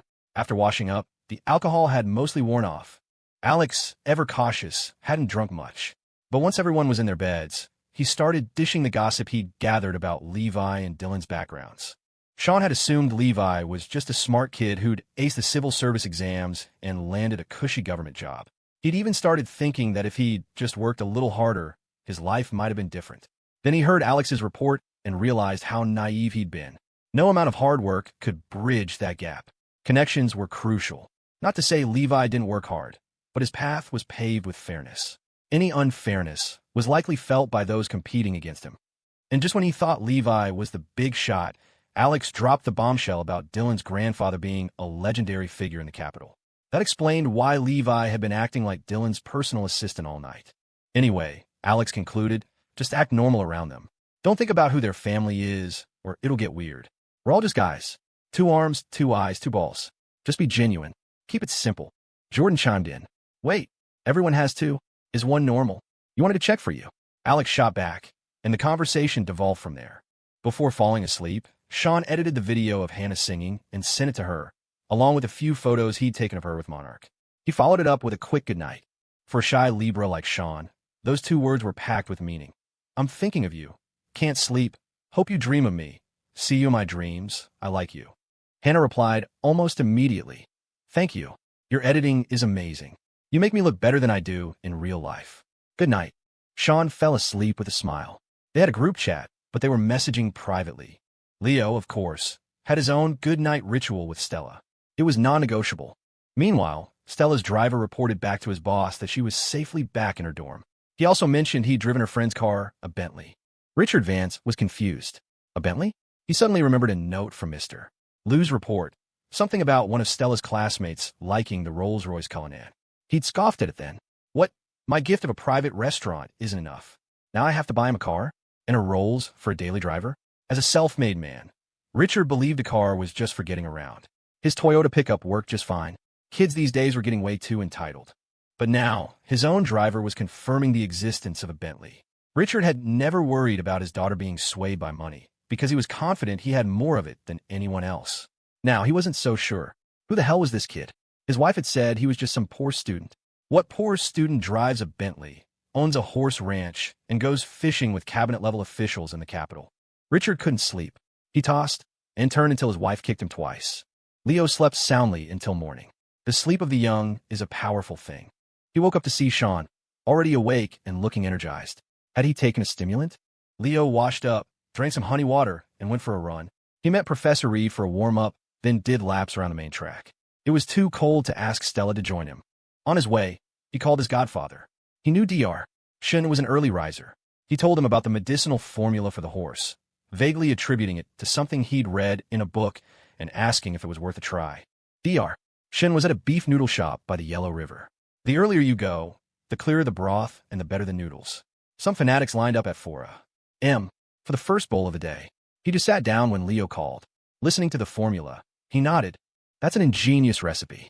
It sounds plausible. You could give it a try. Leo then mentioned he'd recently tried a ripe pu'er tea that was amazing and said he'd send some to his godfather. Dr. Shin happily agreed. The run was done. It was overcast and chilly. The low atmospheric pressure seemed to dampen everyone's mood.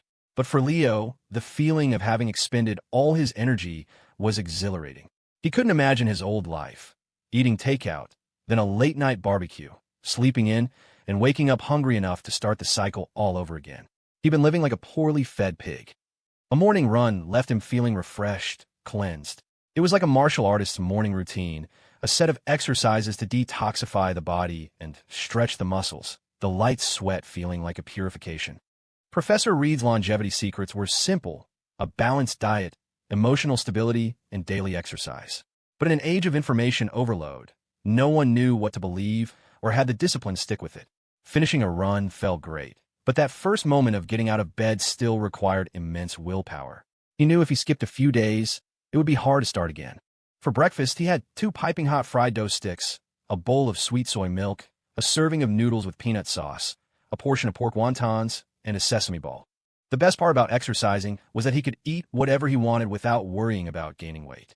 He picked up breakfast for his roommates and headed back. Jordan and Alex were still asleep, but Sean was already at his computer. Leo changed, grabbed his bag, and headed for the art studio. His original plan was to go to the library first, but when you're itching to do something, it's best to just get it done. Otherwise, it will just distract you from everything else. The morning mind is clean and sharp, perfect for important work. And for painting, Leo discovered a clear mind was essential. He used to think it was a purely intuitive process, but everything, even gaming, was better in the morning. He turned on the heat in the studio, opened the windows for a moment to air it out, then closed them again. Outside, the day was gray and damp, but inside, it was warm. He could see the large trees outside the arched window. He settled in, activated his time dilation buff, and began to paint.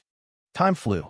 He only stopped when his body protested, a dull ache spreading through him and his stomach growling. When you're truly immersed in your work, you realize the first thing to give out isn't your mind, but your body. No wonder Dr. Croft was always in and out of the hospital. Every one of her paintings pulsed with a fierce, vibrant life, precisely because she was racing against her own body, against her illness. That raw emotion was what made her work so captivating. It's what Victoria Vance loved so much about it. It's true what they say, you crave what you lack. Leo pulled an apple from his bag and crunched on it, following it with a yogurt. He slumped on the sofa to recover. When he turned to look at the painting, he jumped. He dismissed Dylan's comment about being startled by the painting as simple flattery. As the artist, he only saw its flaws. But now, as he sat there, tired and refueling, he glanced over and saw that the sky outside had cleared. A pale sun was now casting a weak, diffuse light into the studio, making the sheer curtains by the window sway gently in the draft from the heater. Music was playing softly from his phone, just background noise. In that moment, with a slight turn of his head, he saw him, General Ingram, sitting there, looking at him with a kind, gentle expression, as if Leo were on one end of the sofa and the general on the other. It was so real, it was terrifying. Was this the physical manifestation of the sincerity buff? The General Ingram Leo had met was a man worn down by chronic illness. The man Liam had shown him in old photos and videos was stern, commanding, with an 8-foot aura of authority. But the man Leo knew was the one who reminisced about cornfields and kept a retired military dog by his side. The one who moved with difficulty but never complained, his face a mask of serene calm. The pain from a disease that settles deep in the bones is a torment worse than childbirth. Yet, Leo had never heard him utter a single cry of pain. The general, Leo thought, was a man of immense perseverance, sincerity, and gentleness. His ferocity was reserved for his enemies. Now, he was just an old man fighting a battle within his own body. His gentleness was that of a tiger. Dr. Croft hung up, pleased with her little boast. She wondered if she should send her students some health supplements. Artists tended to have short lifespans. She didn't want to work him to death. But then she remembered his godfather was Dr. Shun, whose remedies were far better than anything she could find. Maybe she should just give him fewer commissions and raise her prices. An art exhibition every 2 or 3 years should be enough. The art world was a feast or famine business anyway. What did she send from here? Mushrooms? No, she didn't want the kid to end up in the ER. Flowers, though. Flowers were good. She was planning on visiting the flower market later. She decided she'd courier him a truckload of them. The boy had a girlfriend, after all. Leo knew better than to send ER. Croft tea. She was one of the few older people he knew who disliked it. She found the ritual of sitting properly and drinking tea torturous after spending all day sitting at her easel.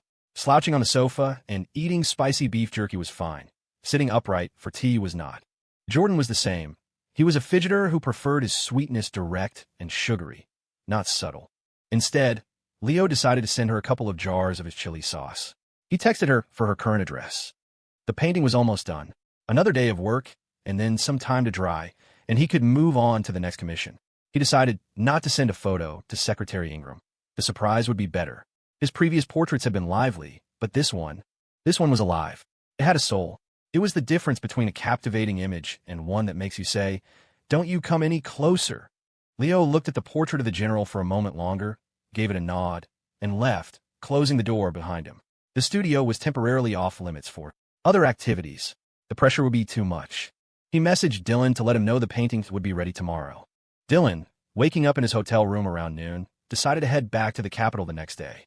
He still had to get things settled at the ranch and ask Levi to keep an eye on things. This was how connections worked. Levi had hosted him, so now Dylan owed him a favor. And since Dylan was so attentive to Leo, Levi would naturally be even more so. Levi had already booked the private restaurant for dinner to host Dylan and bring his fiancée, a farewell dinner and a sign of respect. Meanwhile, Hannah was already fielding a deluge of calls for reservations. Word had spread. The restaurant was booked solid for the morning. Leo, oblivious to all this, went from the art studio to the library. After the intense physical and mental exertion, the apple and yogurt had revived him. He felt as if he'd pushed his limits and expanded his capacity. It was time to study. He focused on his Japanese, wanted to take full advantage of the period where learning came so easily. He already had a basic foundation from his anime watching days. Learning Japanese, he found, was about as hard as learning a regional dialect. Once it clicked, it all flowed. By noon, he had pushed his progress in the intermediate skill to 40%. A mechanical voice chimed in his head. Host is painted with single-minded focus, resulting in fatigue and muscle strain in the wrist. Reward: sleep auto-repair function, 1 use. The function will automatically repair fatigue-related damage during sleep. Host should learn to balance work and rest. Leo blinked. So if he'd broken a bone, would it have fixed that? Or was this just to make sure he was in top shape to cook this afternoon? Learning felt like riding a tailwind. The more he used his brain, the sharper it became. At noon, he met his roommates to head over to the restaurant. Sean helped him carry his change of clothes, books, and tea. Jordan tagged along, treating it as an internship to get his belly moving. Alex was already in the driver's seat of the Bentley, ready for another day of playing chauffeur. Who isn't happy driving a Bentley? It's hard to be sad and own a Bentley at the same time. Sean was excited for a different reason. At the restaurant, he'd get to see Hannah. He hadn't confessed or anything, but just the thought of it made him happy. In his good mood, he had already posted the video of Leo singing from the night before. Leo occasionally scrolled through TikTok to see what that Leo Foster guy was up to. It was a strange experience watching a video of yourself doing something. It's one thing to do it, another to see it from an outside perspective. It was a little cringy. He always skipped past the video itself and went straight to the comments. This time, they were all demanding he become a shopping influencer. Please let the roommate start selling stuff. I can't handle this level of never worked a day in my life happiness. I'm so jealous. I second this. No one who has ever had a job can sing with that much joy. He needs to sell something. I want to see him desperately scream 3, 2, 1, link in bio just once. If that voice screamed link in bio, I would buy anything. Leo scoffed. Nice try.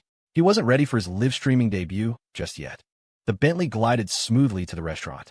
Leo took his things upstairs to the office and found that Joy Run had already had the tea delivered. There were 2 types, a large ceramic jar of loose-leaf tea for the restaurant and the small, 2, 5-gram tins for gifts. The gift boxes were more exquisite than he'd imagined. They were like high-end makeup compacts, flat, round tins arranged in a wooden box with sliding drawers. It was a beautiful keepsake box. Good tea deserves good packaging. Joy video called him. What do you think of the packaging? If it's good, I'll start shipping them out. The amber bloom is a strong tea, so a small amount is best. The little tins are perfect. You thought of everything, Joy. It's perfect, Leo said. I'll take the compliment, she laughed. I'm billing the gift sets to the marketing budget, so don't worry about the cost. I'll have the accountants send you quarterly statements. Just give me your bank info. After thanking her, Leo hung up. She'd sent a lot of samples, probably knowing he had people to give them to. A quick search online revealed the empty box alone cost over $1,000. He sent a message to the dorm group chat, letting them know the tea from the ranch had arrived and he'd set aside a box for each of them. Jordan replied instantly. Thanks, bro. Face blowing a kiss, his whole family drank tea, so this was perfect. He could give it to his older brother and probably score some pocket money.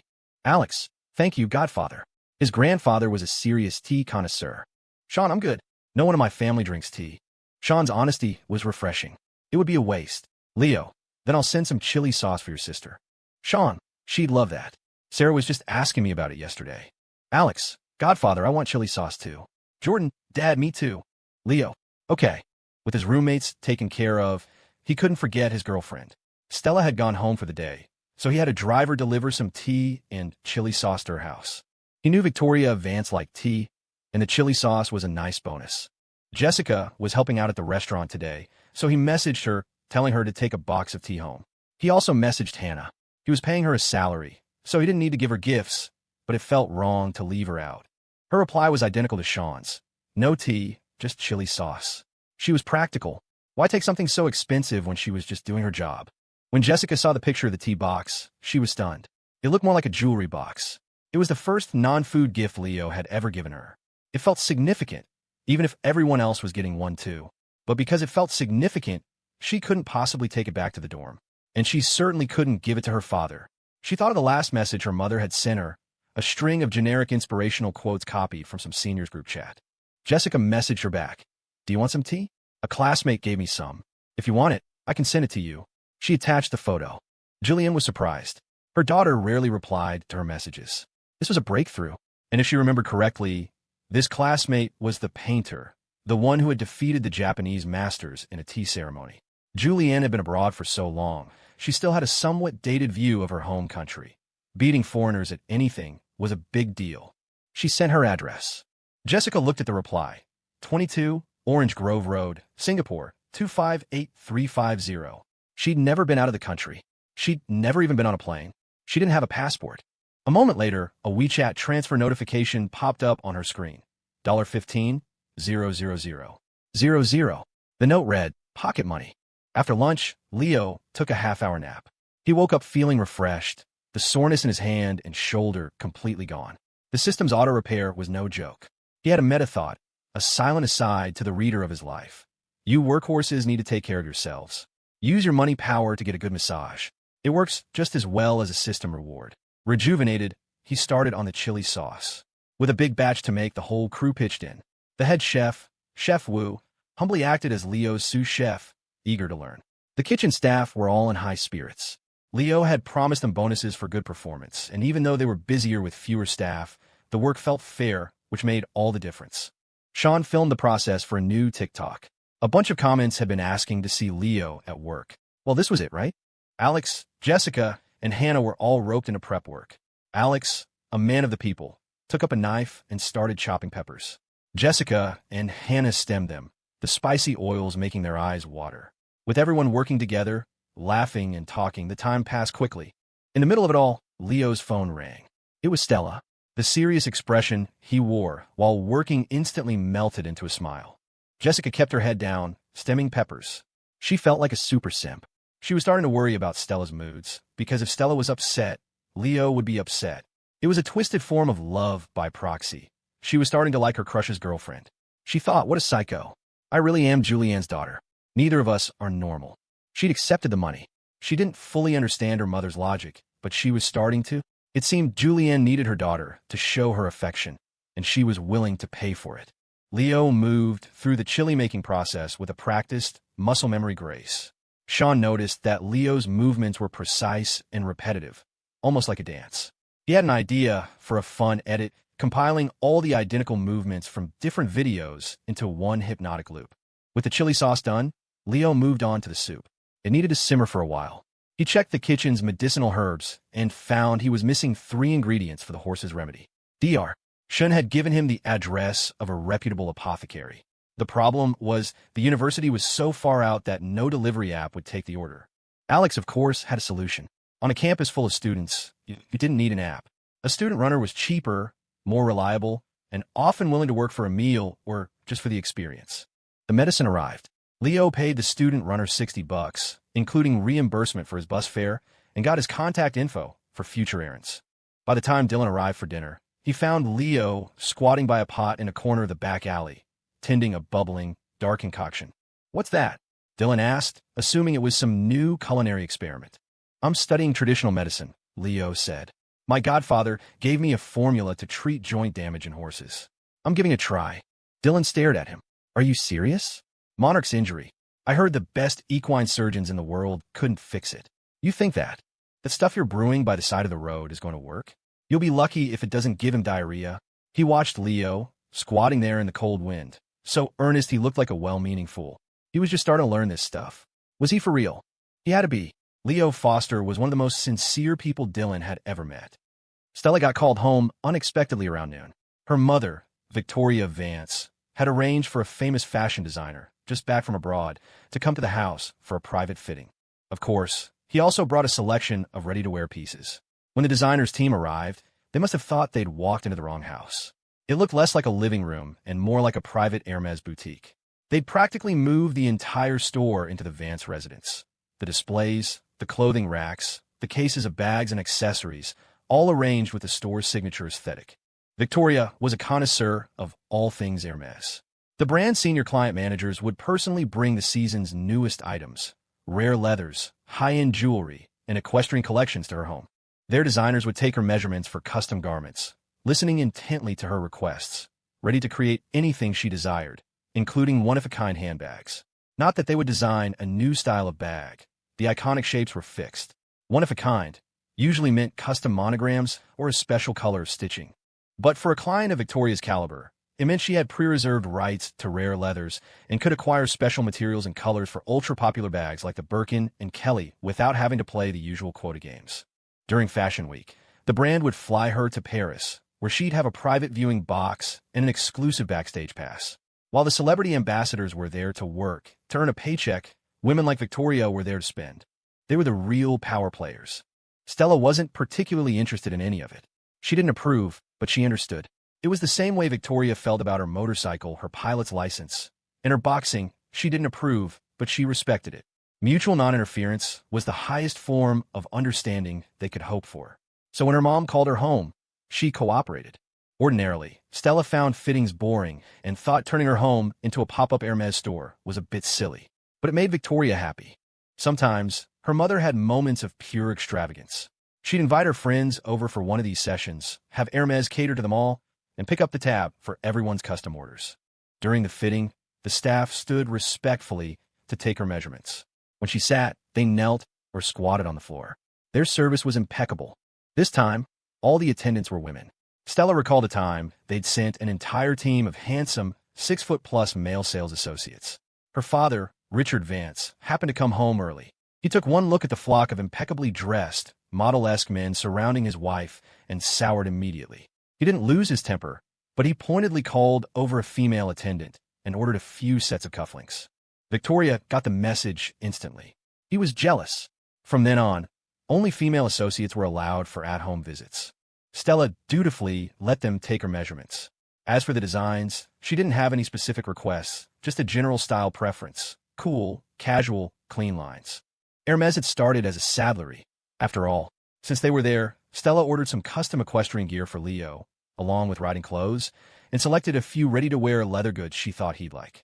She had his measurements memorized from a shopping trip they'd taken. Funnily enough, she noticed he seemed to have gotten taller recently. Her boyfriend was still having growth spurts in his 20s. Was that normal? She was so envious. As for whether other parts of him were still developing, well, Stella's mind didn't go there. She was still shy, not like her mother's generation. She'd occasionally overhear bits of her mother's friends' afternoon tea chats, and they were filled with R-rated conversations.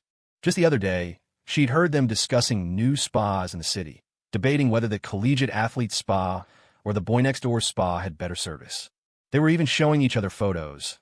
Muscular men with open shirts, long-legged young men with smiles that could melt glaciers. Were these places even legitimate? Then she heard Isabel Davenport complaining furiously that her favorite spot had been shut down in a raid. The reason wasn't that it was illicit, but that it was too legitimate. Their advertising was suggestive, but the services were strictly professional. An older woman who had bought a $20,000 membership package was so incensed at the lack of a happy ending that she'd reported them for false advertising. A reverse sting operation. Victoria's friends' conversations were always an open and often bizarre book. Victoria watched her daughter pick out a mountain of menswear, none of it looking like it was for her father.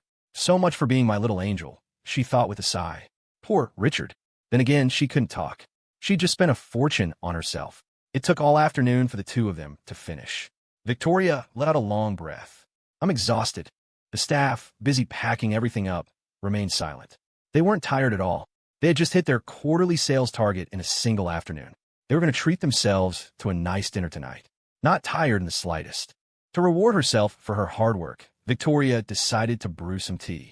It was the perfect opportunity for Stella to give her the tea she'd received from Leo. The packaging alone delighted her mother. Stella had planned on making a quick escape after handing over the tea, but Victoria stopped her. Your father's coming home for dinner. What do you feel like eating? I'll have the cook make it. Stella sighed. She was trapped. She sat obediently and drank tea with her mother. Victoria was genuinely impressed. The tea was excellent, smooth, with a unique bitterness that was followed by a distinct sweetness. The bitterness reminded her of a fantastic India Pale Ale she tried recently. Aromatic, complex, and intriguing, the kind that makes you want another sip. Victoria, it turned out, had a real talent for appreciating tea. It was a talent Stella had not inherited. She fidgeted, shifting in her seat, trying to think of an excuse to leave. When she saw her mom had nearly finished her cup, she declared, I'm hungry. The tea had made Victoria hungry too. She called her husband, hurrying him home, and told the cook to start dinner early. When Richard Vance walked in and saw his daughter, a wide smile spread across his face. Middle-aged dads were like that.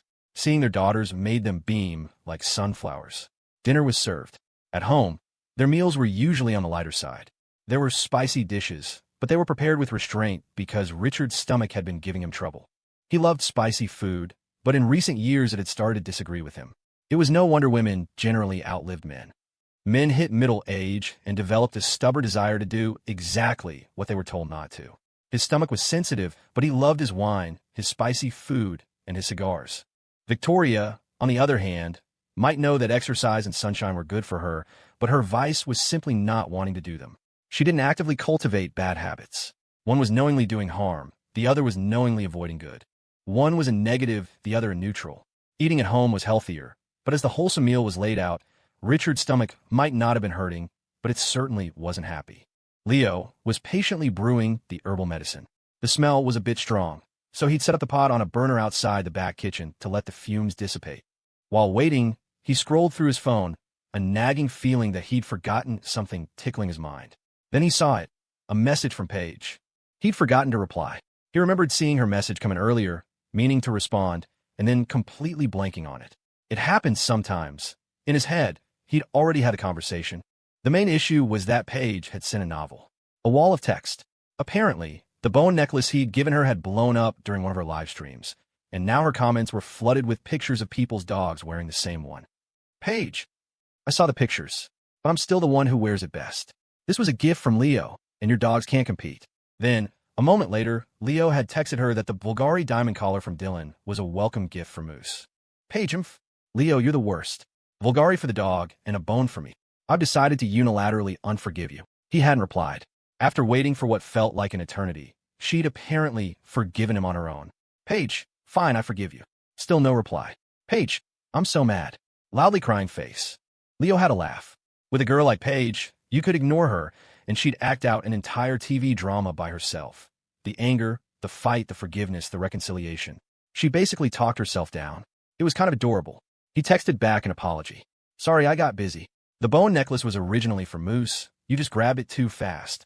What do you like? I'll get you something next time. Paige was easy to placate. She replied that she had just ordered one of his chicken cakes on a delivery app, and since it was technically from him, she'd forgive him. Leo chuckled. Fair enough. He pulled up the restaurant's orders, found the one from Paige the Destroyer, and added an extra box of chicken cakes to her order. He wasn't sure if his first attempt at brewing the herbal paste was a success or a failure. It smelled awful. The concoction included frankincense, myrrh, nodo ginseng, dandelion, and echinacea. Dr. Shin had told him to cook it down into a solid gel, then grind it up to mix into the horse's feed. Brewing traditional remedies was more complicated than making soup. Some herbs were toxic and had to be pre-boiled. Others required precise cooking times. Toward the end, he had to strain out the dregs and continue reducing the liquid. He left it on the burner with the residual heat to finish drying out. He was freezing, so he went back inside. Sean had been out there with him, documenting the process. He'd captured a shot of Leo sitting on a small stool, a vast field of withered grass before him under the setting sun, a small clay pot simmering over a flame. With no modern elements in the frame, it looked like a scene from an ancient fantasy, an alchemist brewing an elixir. It was an interesting aesthetic.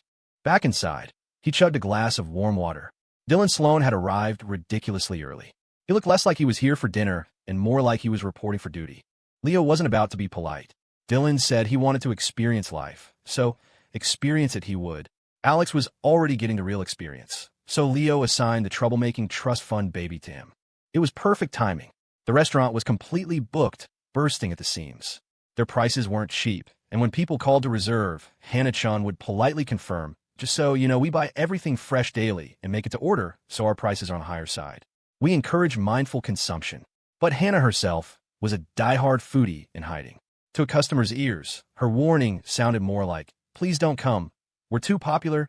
I'm begging you to stay away," which, naturally, made them want to come even more. The result was that they couldn't take any walk-ins.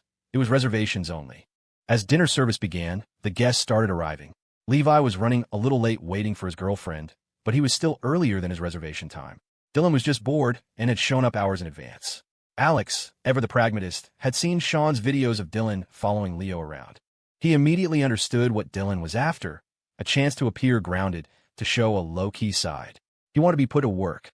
So Alex, acting as floor manager, took Dylan on as his intern.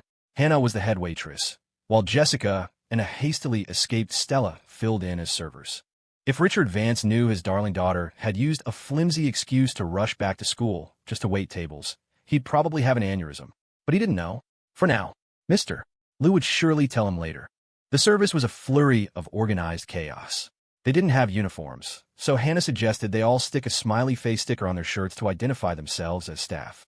It was better than aprons, which looked awkward on the guys. That evening, a new table arrived, led by a chubby man with longish, artistic-looking hair. He politely introduced himself as a food blogger. "Is it all right if I film a bit of content?" he asked. "I'll pay for my meal, of course. You can just treat me like a guest who takes a lot of pictures." Hannah handled it, graciously telling him she needed to check with the owner. Leo, who spent half his life on TikTok anyway, understood the hustle. He gave his approval, with the caveat that they protect the privacy of other diners. Hannah relayed the message, and the blogger, whose handle was the Savory Scout, was completely understanding. He wouldn't want to be filmed during a meal either. What if he told his girlfriend he was on a business trip and got caught on camera? He respectfully filmed the decor, the staff, and the kitchen before retreating to his private room to shoot the food. Eventually, Levi arrived with his girlfriend. For someone with his family background, great job, and bright future, his girlfriend was surprisingly unassuming. She wasn't the socialite type you might expect, just a sweet, normal-looking girl with glasses and straight, shoulder-length hair. She had a gentle, intelligent demeanor and greeted everyone warmly. Dylan was having the time of his life, so busy and happy he almost forgot to eat. But when his food arrived, he dutifully sat down. Can't let it go to waste. There was another important guest that night. Dean Roberts had previously brought his old army buddy, Frank, the truck driver. After that meal, Frank had been shocked to find that the aches in his legs felt much better. This time, he was treating his old commanding officer. The man was now a high-ranking general, but the bond between soldiers sometimes transcends rank. When Frank, his humble former subordinate, had extended the invitation, the general had assumed he wanted a favor. He always made a point to be good to the guys who hadn't had it as easy, so he accepted. He never imagined that Frank was treating him simply because the food was good, and good for you. It was amusing, a little exasperating, but ultimately touching. Good food needs promotion, but exceptionally unbelievably good food doesn't. It generates its own organic buzz. That genuine, heartfelt love and appreciation that makes people want to shout from the rooftops, to become voluntary, passionate, borderline unhinged advocates for how good something is. In the age of social media, that kind of spontaneous hype is an unstoppable force.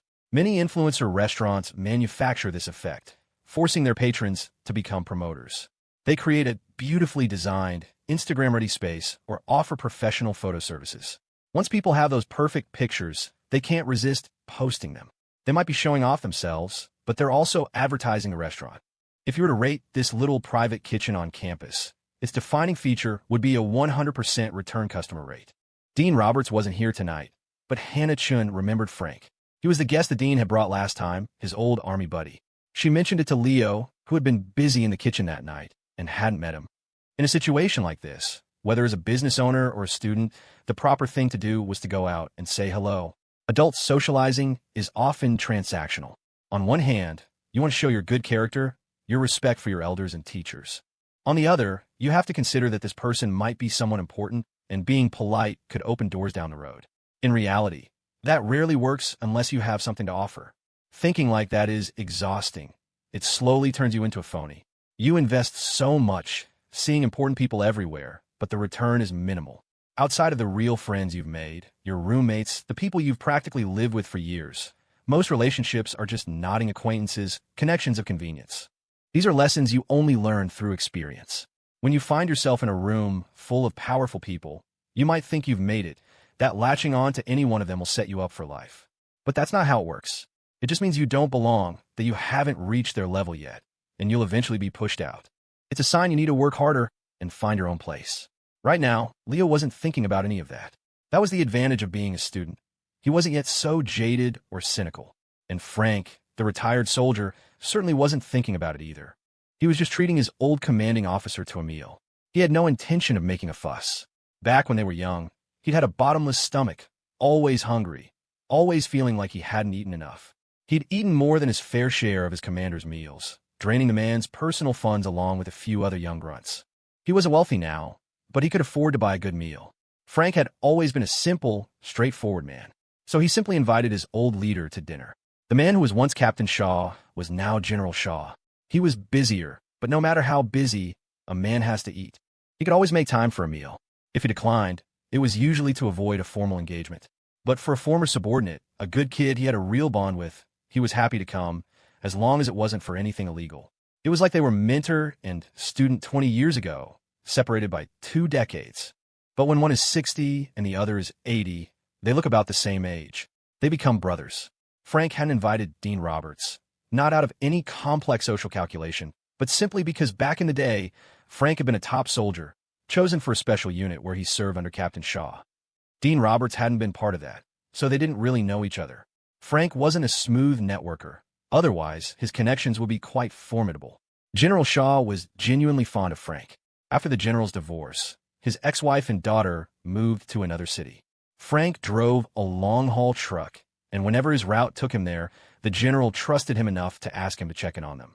That was the kind of close relationship they had. The meal tonight was truly excellent. It wasn't a fancy restaurant with extravagant seafood. The atmosphere was quiet and tasteful, the location secluded. But the food was exceptional. The house-made hot sauce had a serious kick, and the fish was incredibly fresh. It brought back the feeling of pure bliss from their field training days, when after 2 or 3 days of hunger, they'd finally catch a fish and cook it themselves over a fire. Revisiting that memory, he realized he had changed, but Frank hadn't. He was still as earnest as ever. He wasn't rich, but he seemed to be living a good life, a happy, direct life. They talked candidly about the old days. As for the present, the general never discussed internal matters outside the office. Frank told stories from the road, which were fascinating in their own right. It was a pleasant dinner, not a business meal. They talked so much they ended up drinking all the soup. They didn't have any alcohol. "General," Frank said, "this soup is something else. It's a real culinary tonic. My back and knees are shot these days. I thought I'd serve my country my whole life, but I never got the chance. Drove a truck for half my life instead. My spine is a wreck from sitting, and my knees got frostbitten bad once. But when the dean brought me here the other day, it actually worked. I drank a lot of soup, and when I went home and lay down, my back didn't hurt. The next day it was overcast, and my knees didn't hurt either. I've got these bone spurs that feel like needles stabbing me whenever the weather changes. I remember you hurt your leg back then, too, so I wanted you to come try it. General Shaw smiled, hearing the old title. As his rank had climbed, hearing captain felt nostalgic and warm. Only his true former subordinates still called him that. He knew Frank wasn't one to exaggerate. His greatest virtue was his honesty. If he said it felt good, it probably did. When the soup arrived, they split it, drinking until they were both happily full. The taste was normal, not bitter, though not spectacularly delicious either. But drinking it was comforting. It didn't cause any indigestion. The general had gout and normally wasn't supposed to drink rich broths. But he wasn't always so strict. His old soldier said it was good and had brought him all this way, so he drank it by the bowlful. Frank laughed. At first, I thought the effect was too good to be true, that maybe it was just a coincidence. But then I asked Henry and the dean, and they said their backs felt better too. Henry's in meetings all day, his back kills him. The dean's in better shape, since his schedule is more flexible, but he's getting older, and his kidneys aren't what they used to be. He said after drinking the soup, he didn't have to get up to pee as much at night. General Shaw knew the men Frank was talking about. Frank didn't have many friends, just those few he mentioned constantly. Henry was at the city government, the dean at the university, all respectable men. For Frank to be so close with them meant he was a good man to know. I asked the dean about it, Frank continued. He said the student who opened this place has a family member who's a famous doctor, a real Top Gun. The director of the Bridgeport University Medical Center, the kind who treats top government officials. You've probably heard of him, General. I think the company is called Clear Light Biopharma, or something. We even used their medicine back in the day. The recipe for this soup must have come from him. Levi and his girlfriend, Ivy, had a pleasant farewell dinner with Dylan. A man as smooth and considerate as Levi rarely allows for an awkward meal. People born with that kind of social grace are a marvel. Most of us are social disasters, struggling to make conversation that isn't painfully stilted. Dylan, meanwhile, had his own natural charisma buff around women. It probably came from confidence. When you're that rich and well-connected, it's hard not to be confident. Confidence means you're not afraid of saying the wrong thing, which makes you more relaxed, and being relaxed makes you more interesting. It's a positive feedback loop. Levi and Ivy seemed closer than before. He had casually introduced Leo and Sean as his friends. Ivy found it strange. She was used to hearing her boyfriend talk about this director or that official. Always important people. But these were just students, younger than them, and they seemed so genuine. She felt a real sense of warmth from him towards them. Ivy worked as an instructor at a political training academy after graduation, so her social circle was also fairly straightforward. Her family was well off, too. The food was a revelation. She never expected it to be so delicious. A true hidden gem. She also got to see a different side of her boyfriend. Less calculating, more relaxed. The friends he made weren't all for personal gain. In reality, they were, but Leo and his crew just seemed more innocent about it. A good meal can move the heart as well as the stomach. It was more effective than any of their formal dates. By introducing her to his circle of friends, he had shown her a more vibrant version of himself. She had always thought Levi was perfect in every way, but a bit too pragmatic, too polite. Something was missing. Tonight, that changed. After dinner, Levi drove his girlfriend home. Dylan, however, stayed behind to work, planning to snag a late-night meal before leaving. He wanted Sean to film another segment with him. He had generously given Sean a new drone and a gimbal stabilizer. Not as expensive as a handbag, but a thoughtful and well-chosen gift. His last appearance on the Roommate Chronicles had been a huge success. He felt like his social standing had actually improved. If he could have found an excuse, he would have stayed longer. He played the part of a waiter until the last guest had left, including the food blogger. Frank, staying sober, was driving the general home. As General Shaw was leaving, Leo gave him a jar of the house hot sauce. At the door, the general noticed another young man with a smiley face sticker on his shirt, the Inidwell son of a prominent family. He happened to recognize Dylan Sloan. What in the world was he doing working here? It was surreal. This Leo kid was definitely not simple. The general didn't say anything, not wanting to create an awkward situation. He knew who Dylan was, but Dylan likely didn't recognize him. He'd seen him once before, years ago, when visiting an old colleague. Dylan had been there, looking rebellious and getting a lecture. He looked much more agreeable now. This little private kitchen was certainly interesting. Once the last guest was gone, the staff breathed a collective sigh of relief. A perfect day. No complaints, no food poisoning, and sales through the roof. It was time for their own late-night meal. Leo found this kind of life fulfilling in a different way. He was getting a taste of the life his father led, that daily rhythm of sourcing ingredients, preparing the food, selling it, and starting all over again. The hardest part wasn't the skill, but the persistence. Skill was crucial, but it wasn't enough. Consistency was the true foundation of success. Leo saw it as a way to temper his own patience. Don't rush. Just focus on doing one thing well. There's a reason great film directors are so revered. From concept to filming to release, a million things can go wrong. To navigate all of it and still succeed means you're a person who gets things done, someone with persistence, perseverance, and a bit of luck. And working with friends like this, forging bonds through shared tasks, was different from just hanging out. When you work together, disagreements arise. How do you resolve them? Do you accept, reject, or a compromise? It was just a small restaurant, but it was a surprisingly complex operation, a perfect training ground for a novice. Everyone was happy and hungry for their late-night meal. Jordan usually felt a little guilty indulging like this, worried about gaining weight. But he'd been working all day instead of just playing games in the dorm, so he figured he'd earned it. Alex, too, had learned something from being a waiter. Even in student government, he'd always been in a position of authority, vice president, secretary, telling others what to do. As a real server, taking orders, being told what to do, sometimes by guests with bizarre requests, he found that when his body was busy, his mind slowed down. There was no time to overthink. He was just a waiter. He realized that if he hadn't had the chance to go to college, he couldn't hold a candle to someone like Jessica. He made mistakes when he was rushed. He was good at directing, but flustered when executing. Prestigious government fellowships always start at the bottom. You don't get to be a leader right away. Levi came from a more powerful family than he did, and he was still just a junior officer. And his girlfriend, clearly from a similar background, was content working as a teacher, building her life step by step. The real main theme of life, he mused, was finding your place, the right place, and making yourself useful. There were no shortcuts. You had to adapt and learn. Alex had another moment of deep self-reflection. He felt like he was learning a lot. Sean had a mountain of new footage. It was hard to say no to a benefactor like Dylan, who wanted to be on camera. He was already thinking about how to edit it without letting him steal the show. He was so focused on his work that he temporarily forgot about Hannah. Leo had thought Stella wasn't coming back, so her return was a delightful surprise. It was like finishing a bag of candy and thinking it's empty, only to shake it and find one last piece inside. They sat close together during the meal, happy and content. When you're in love, you don't need to overthink things. Just being together is enough. Jessica automatically gave them a wide berth, not wanting to be force-fed a diet of public affection. As Leo ate, the mechanical voice sounded in his head. Host has maintained a calm mind and adjusted his work ethic. By demonstrating the ability to persevere in a single task, Host has passed the trial. Reward: unlocked intermediate item, buff, Zen Aura.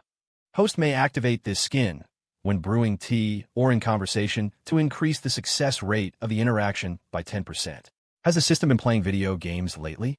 Leo thought, can I get a buff body skin? Or maybe a noble scion skin? That would be useful for showing off. Oh well.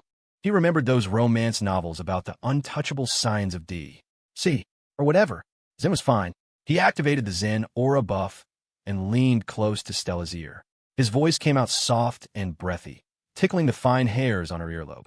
Do I seem any different to you right now? He whispered. Stella looked at him, then looked again, and then a third time. She leaned in close to his ear and whispered back, can we sneak away to Clearwater Cove tomorrow? Her soft lips brushed against his ear. Leo's face flushed. So much for being zen. Walking back, they could see a sky full of stars. The morning had been overcast, but the afternoon had cleared up, and now the deep blue canvas was cloudless. When you looked up, the sheer number of stars was breathtaking.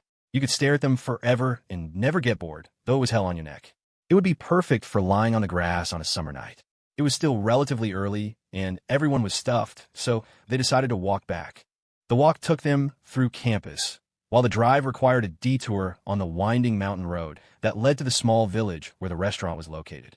On foot, they entered through the student strip, past the academic buildings of faculty housing, and then followed Lakeview Drive, a truly beautiful path. Alumni who had graduated years ago still came back to take pictures there. From the drive, you could see several small islands in the lake.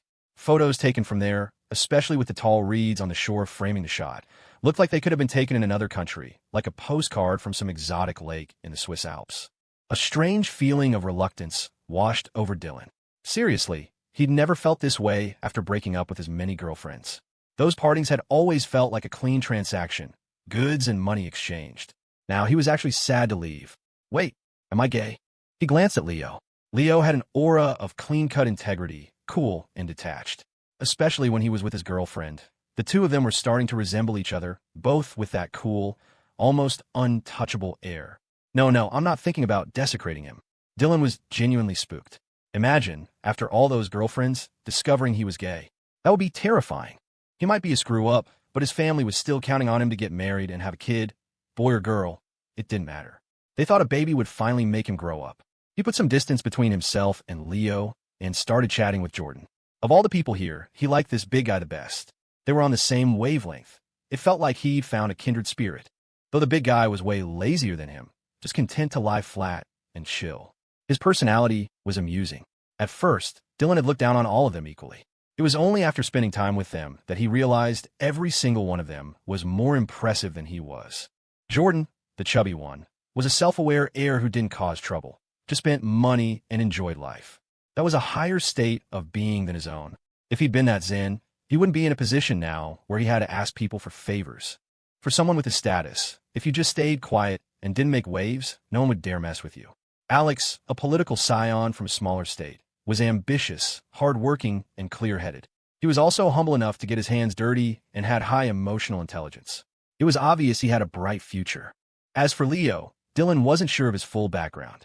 A fleeting thought crossed his mind. Sometimes, the children of truly powerful figures were given different last names and hidden away to keep them out of the spotlight. It was just a wild guess, and if it were true, you wouldn't want to be the one to expose it. But even without that kind of background, Leo was already incredibly formidable. Liam Ingram was a smart guy. Connor Brighton was a smart guy. Even that Levi was a smart guy.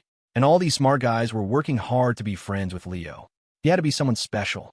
Dylan knew he wasn't that bright himself. The best he could do was follow their lead. Dylan's social skills were clumsy. Just like with his girlfriends, his only move was to throw money at the situation. Bags, cars, houses. He wasn't a smooth talker and didn't have much emotional intelligence. But his girlfriends always praised him. Even after they broke up, they rarely had a bad word to say about him. The group walked on through the cold air, admiring the stars. They passed a few other couples on the path. Across the dark lake, they could see the faint, flickering lights of cars on the highway on the opposite mountain. They watched as the lights in the academic buildings went out one by one. When they reached the old campus, Dylan got into his waiting car. It was time to say goodbye. He was probably just going to have someone pick up the painting tomorrow. He wouldn't be coming back himself. After bidding farewell, his car drove off. Leo and his roommates walked back to their dorm, parting ways with Stella, Jessica, and Hannah at the Fountain Plaza. The girls' and guys' dorms were on completely opposite sides of campus. It really raised the difficulty level of dating. For a homebody, it was practically a long-distance relationship. By the time they got back to their room, they didn't feel so stuffed anymore. Once in the girls' dorm area, Hannah went her separate way. When Jessica and Stella were alone, Jessica told her about sending the picture of the tea to her mother, Julianne, and getting a wire transfer for $15,000. Stella thought it was completely normal. "My dad's like that," she said. "Whenever he feels guilty or thinks he messed up somewhere, he sends me money. I don't get his logic, but his money has nothing to do with me." Sometimes parents just raise their kids however they feel like. Jessica listened to Stella's deadpan analysis of parenting and thought, Stella is so lucky. She still thinks of herself as a kid and her parents as the adults. But what she said was a relief. Having grown up with hardship, Jessica always felt that money had to be earned, that there was no such thing as a free lunch. Getting rewarded for hard work was already a stroke of luck. They chatted about the guests that night, laughing about one guy who had literally licked his fish plate clean, then hidden it under another dish and tried to claim it never arrived. If they hadn't kept a strict count of the fish, they might have been tricked into giving him another one. The dorm shower facilities were basic. After washing up, they quickly retreated to their room. The room itself was shabby, but it was strange how you could get used to anything. Stella slept more soundly on her small bunk bed here than she did in her massive bedroom at home. Once you were used to it, it was quite cozy. After the lights were out, they continued to chat lazily. Stella scrolled through TikTok, and when she found something funny, she sent it to Leo. The little flame icon indicating their chat streak was unbroken. Leo was also in bed. He had a more regular sleep schedule now that he wasn't staying up all night playing video games. He always chatted with Stella before bed, falling asleep with a head full of hormones and a smile on his face. It was hard not to live a long life when you were this happy. They say people who are in love live longer. Those health nuts who preach about clean living and low-fat diets often don't make it past 60, while people who stay in love can live into their 90s. He opened the video Stella had sent. It was a little girl, 3 or 4 years old, lying in bed, trying to grab her own foot. Off camera, her mom was asking about her day at preschool. Something really mad happened, the little girl said. I pushed Leo, and Leo pushed me back. An entire night in the dorm room was enough to ferment a strange cocktail of odors. You didn't notice it when you first woke up, blissfully unaware in the epicenter of the funk. But after a trip to the washroom to splash your face, walking back in was an assault on the senses. The smell was so strong it made your nose sting. It was unavoidable. The room was too small, and by senior year, it was crammed with everyone's accumulated stuff. When you ate, slept, and lived in the same cramped space, it was never going to smell good. Leo tidied up, drank a glass of honey water, cleared out his system, and then braved the cold to head outside. As he was leaving, Sean was just getting up, his eyes half glued shut, and shuffling over to his computer. It was time to edit. The drone Dylan had given him was a DJI that cost over $1,000, and the handheld camera was another $600. Sean mentally logged it as a sponsorship fee for a cameo appearance. That was his justification for getting up early to edit. Today's project was the footage of Dylan helping out at the restaurant. The plan was to create a video showing him working hard and being down to earth. But as Sean reviewed the footage, the edits started to go off the rails. Never trust an editor. What they say they're going to cut and what actually ends up on the timeline are often two completely different things. It wasn't even intentional. Sometimes they didn't know it was happening themselves. The raw footage showed Dylan greeting guests, carrying plates, and running errands. But as Sean cut it together, a different story emerged. It became a montage of Dylan carrying a cake and sneaking a bite, Dylan eyeing the chili sauce with ravenous desire, wiping his mouth twice and swallowing hard. Dylan peering into the fish steamer, almost getting burned and swallowing again. You didn't notice it during filming, but on playback, Dylan's eyes were filled with a desperate, all-consuming lust. His Adam's apple bobbed like a buoy in a storm. He looked less like a helper and more like a food-obsessed gremlin who had come to eat back his investment. He'd eaten 2 full meals in one night, just packing it in. Of course, the star of the video was still Leo, gracefully preparing fish, baking his chicken cakes, and stoically brewing medicine outside. But in every shot, Dylan was there, hovering, circling, drooling. Editors have a certain power. You can say, let's make up, everyone is laughing at us, and an editor can make it. I'm with someone else. She's the campus queen. You say, I've fallen in love with you. I'll marry no one else. And they turn it into, I've fallen for someone. I can't marry you. It's a masterclass in creative manipulation. Sean wasn't that malicious. He just emphasized Dylan's expressions. He was pleased with the result. The video was fun, lighthearted, and high quality. Leo looked composed and handsome. Dylan looked goofy and adorable. It was all about the vibe. At that moment, the handsome and composed Leo was warming up with Professor Reed. By the way, he said, Joy sent me a bunch of tea recommendations. I tried this one, and it's very balanced and smooth. It leaves this pleasant, joyful aftertaste. I'll bring you a box today. Professor Reed nodded. What are your plans for the future? She asked. Usually, applications for early admission to grad school were decided by the spring of junior year, with final decisions in September. For those taking the GRE, they needed to have a direction by now. As much as Professor Reed adored Leo, she had no intention of pushing him to study under her. Life will deceive you, boyfriends and girlfriends will deceive you, but math never will. If you don't get it, you just don't get it. And Leo was talented in so many other areas. It would be a waste for him to bang his head against a wall where he had no aptitude. As a titan in her field, she offered to write him letters of recommendation if he needed them. A letter from her was basically a golden ticket into any top-tier graduate program in the country. If Leo had any interest in her research area, she could pull him into online meetings with world-renowned academics, chief engineers at major corporations. For a student to participate in something like that would be an incredible opportunity. She could also set him up with exclusive internships. Forget the recent talk of needing $1 million deposit at a bank to get a recommendation for a corporate internship. Professor Reed had a direct line to the top. She could get his resume directly to the head of a national research institute, ADC, think tank, or a Fortune 500 company. Or she could take him to academic conferences like she had before.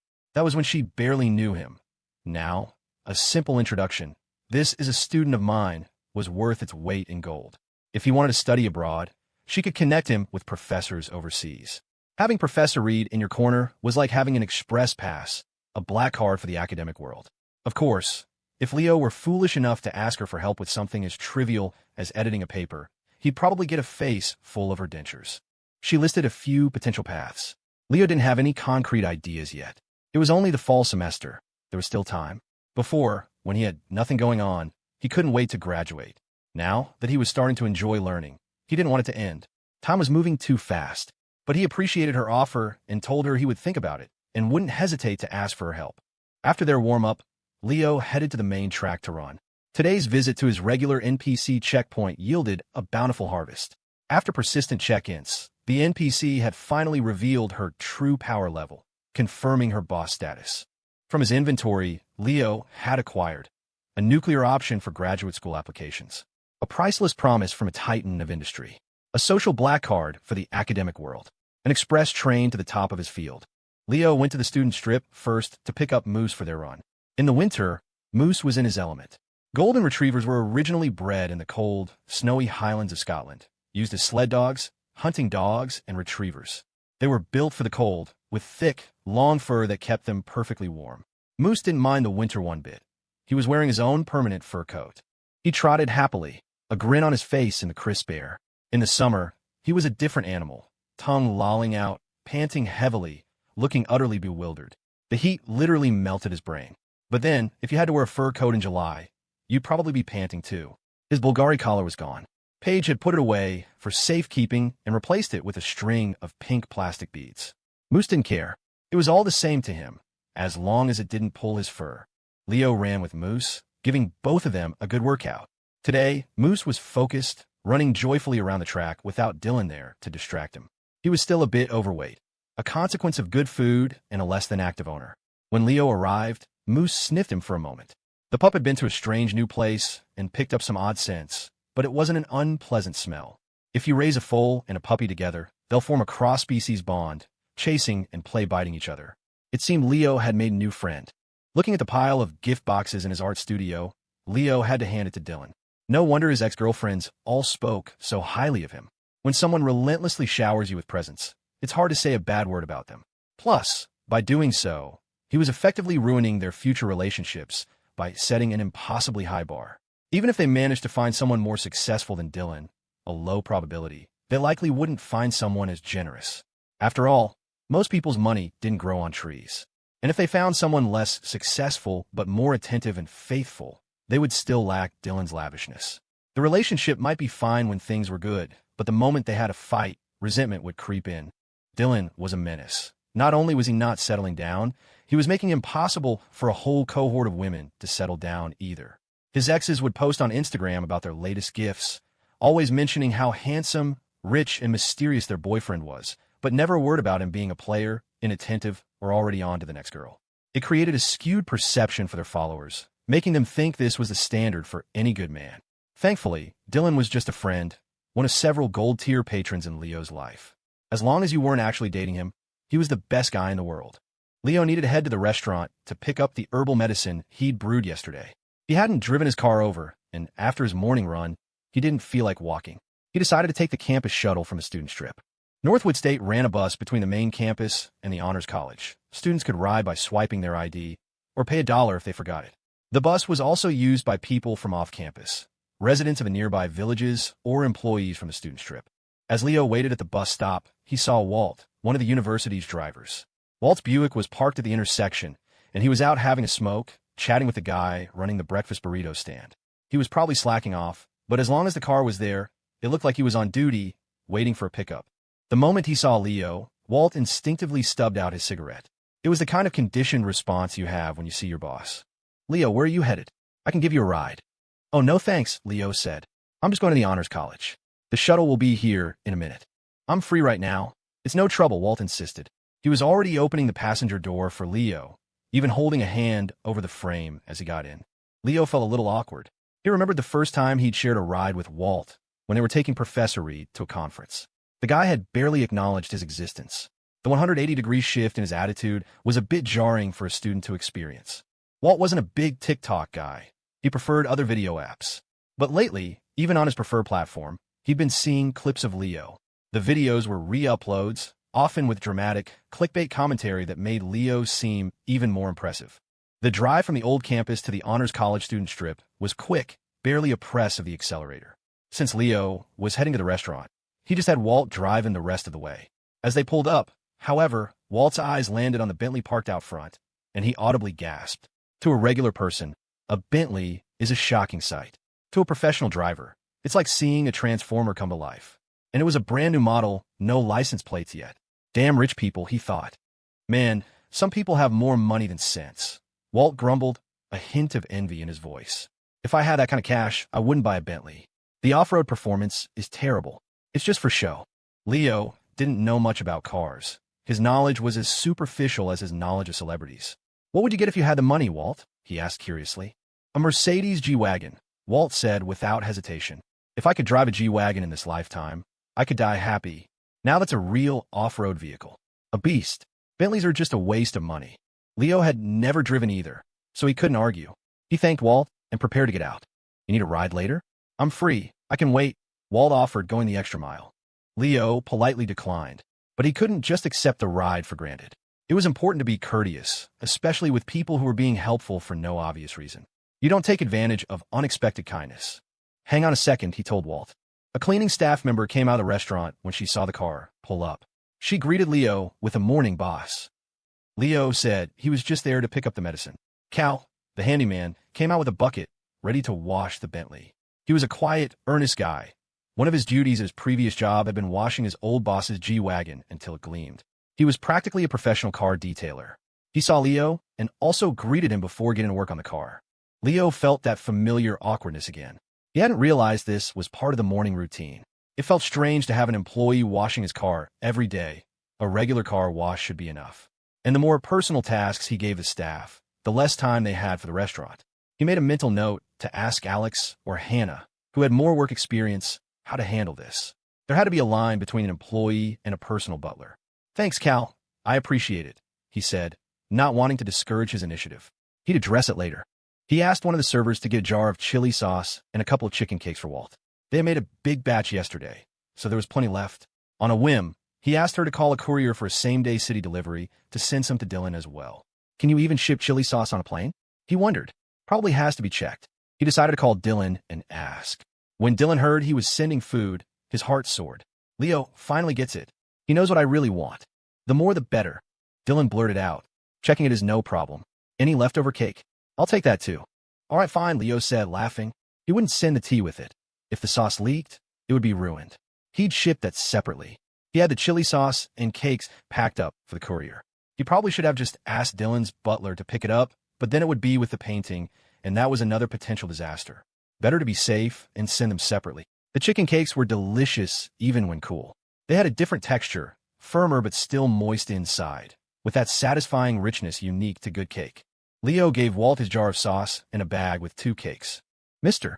Lou drove Leo to the entrance of the girls' dormitory complex and then discreetly got out, ready to head back. A good assistant knows the art of invisibility, of disappearing when not needed. Dylan, for all his gift-giving prowess, hadn't given Mr. Lou anything. It was a matter of protocol. You let the boss be the one to bestow favor on his own people.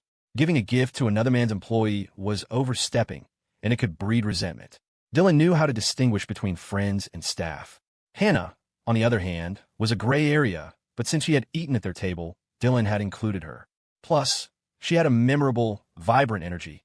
The kind of person who could belt out Adele at a moment's notice was hard to forget. Stella didn't keep Leo waiting. When the dorm supervisor saw the Bentley pull up, her expression soured. It was too flashy. She didn't know cars, but you didn't need to recognize the logo to know that the paint, the shape, the sheer presence of the vehicle screamed money. What kind of test was this for a young college girl?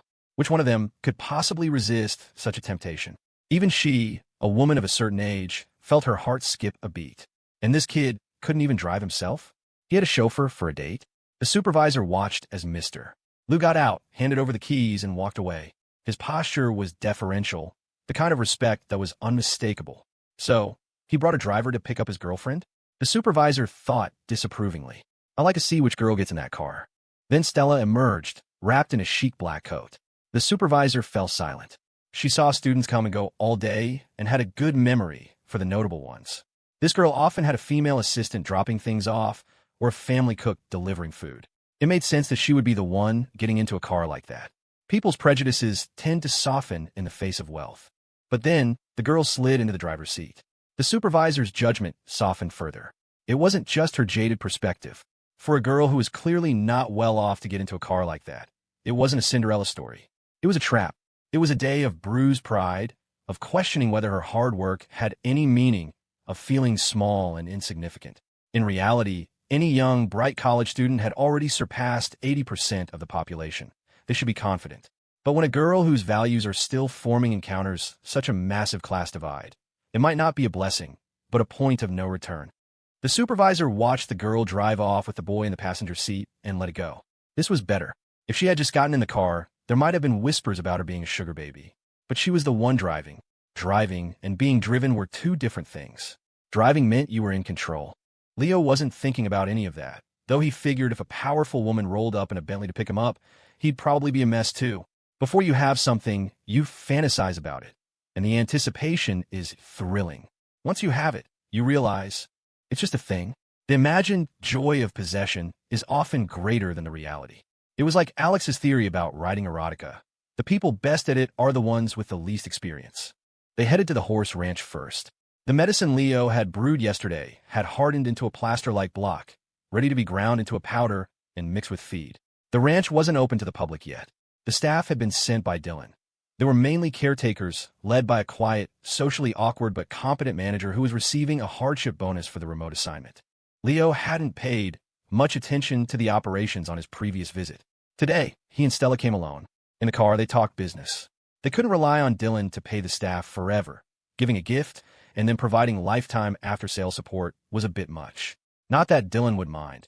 He was desperate to maintain the connection, and Leo was still in school, so he couldn't manage it himself. Stella had seen how much fun Leo was having with the restaurant. It seemed like a fun project, satisfying that youthful urge for entrepreneurship. She thought the solution was simple. Once the restaurant is on stable footing, we can have Mr. Lou come over to help with hiring and transition the management. Then we need to decide what to do with this place long-term. Dylan said the ranch is only busy in the summer and fall. Spring is too rainy. The horses here seem out of shape, so they'll need some time to recover. And the guy who owned the adjacent woods was planning to build a villa, but the project went bust after the foundation was laid. I'm not sure what's happening with that land. As they talked seriously about logistics, they sounded like an old married couple. At the ranch, Leo told the handler responsible for Monarch that he'd brought some herbal medicine for the horse's strain injuries. The handler's face fell.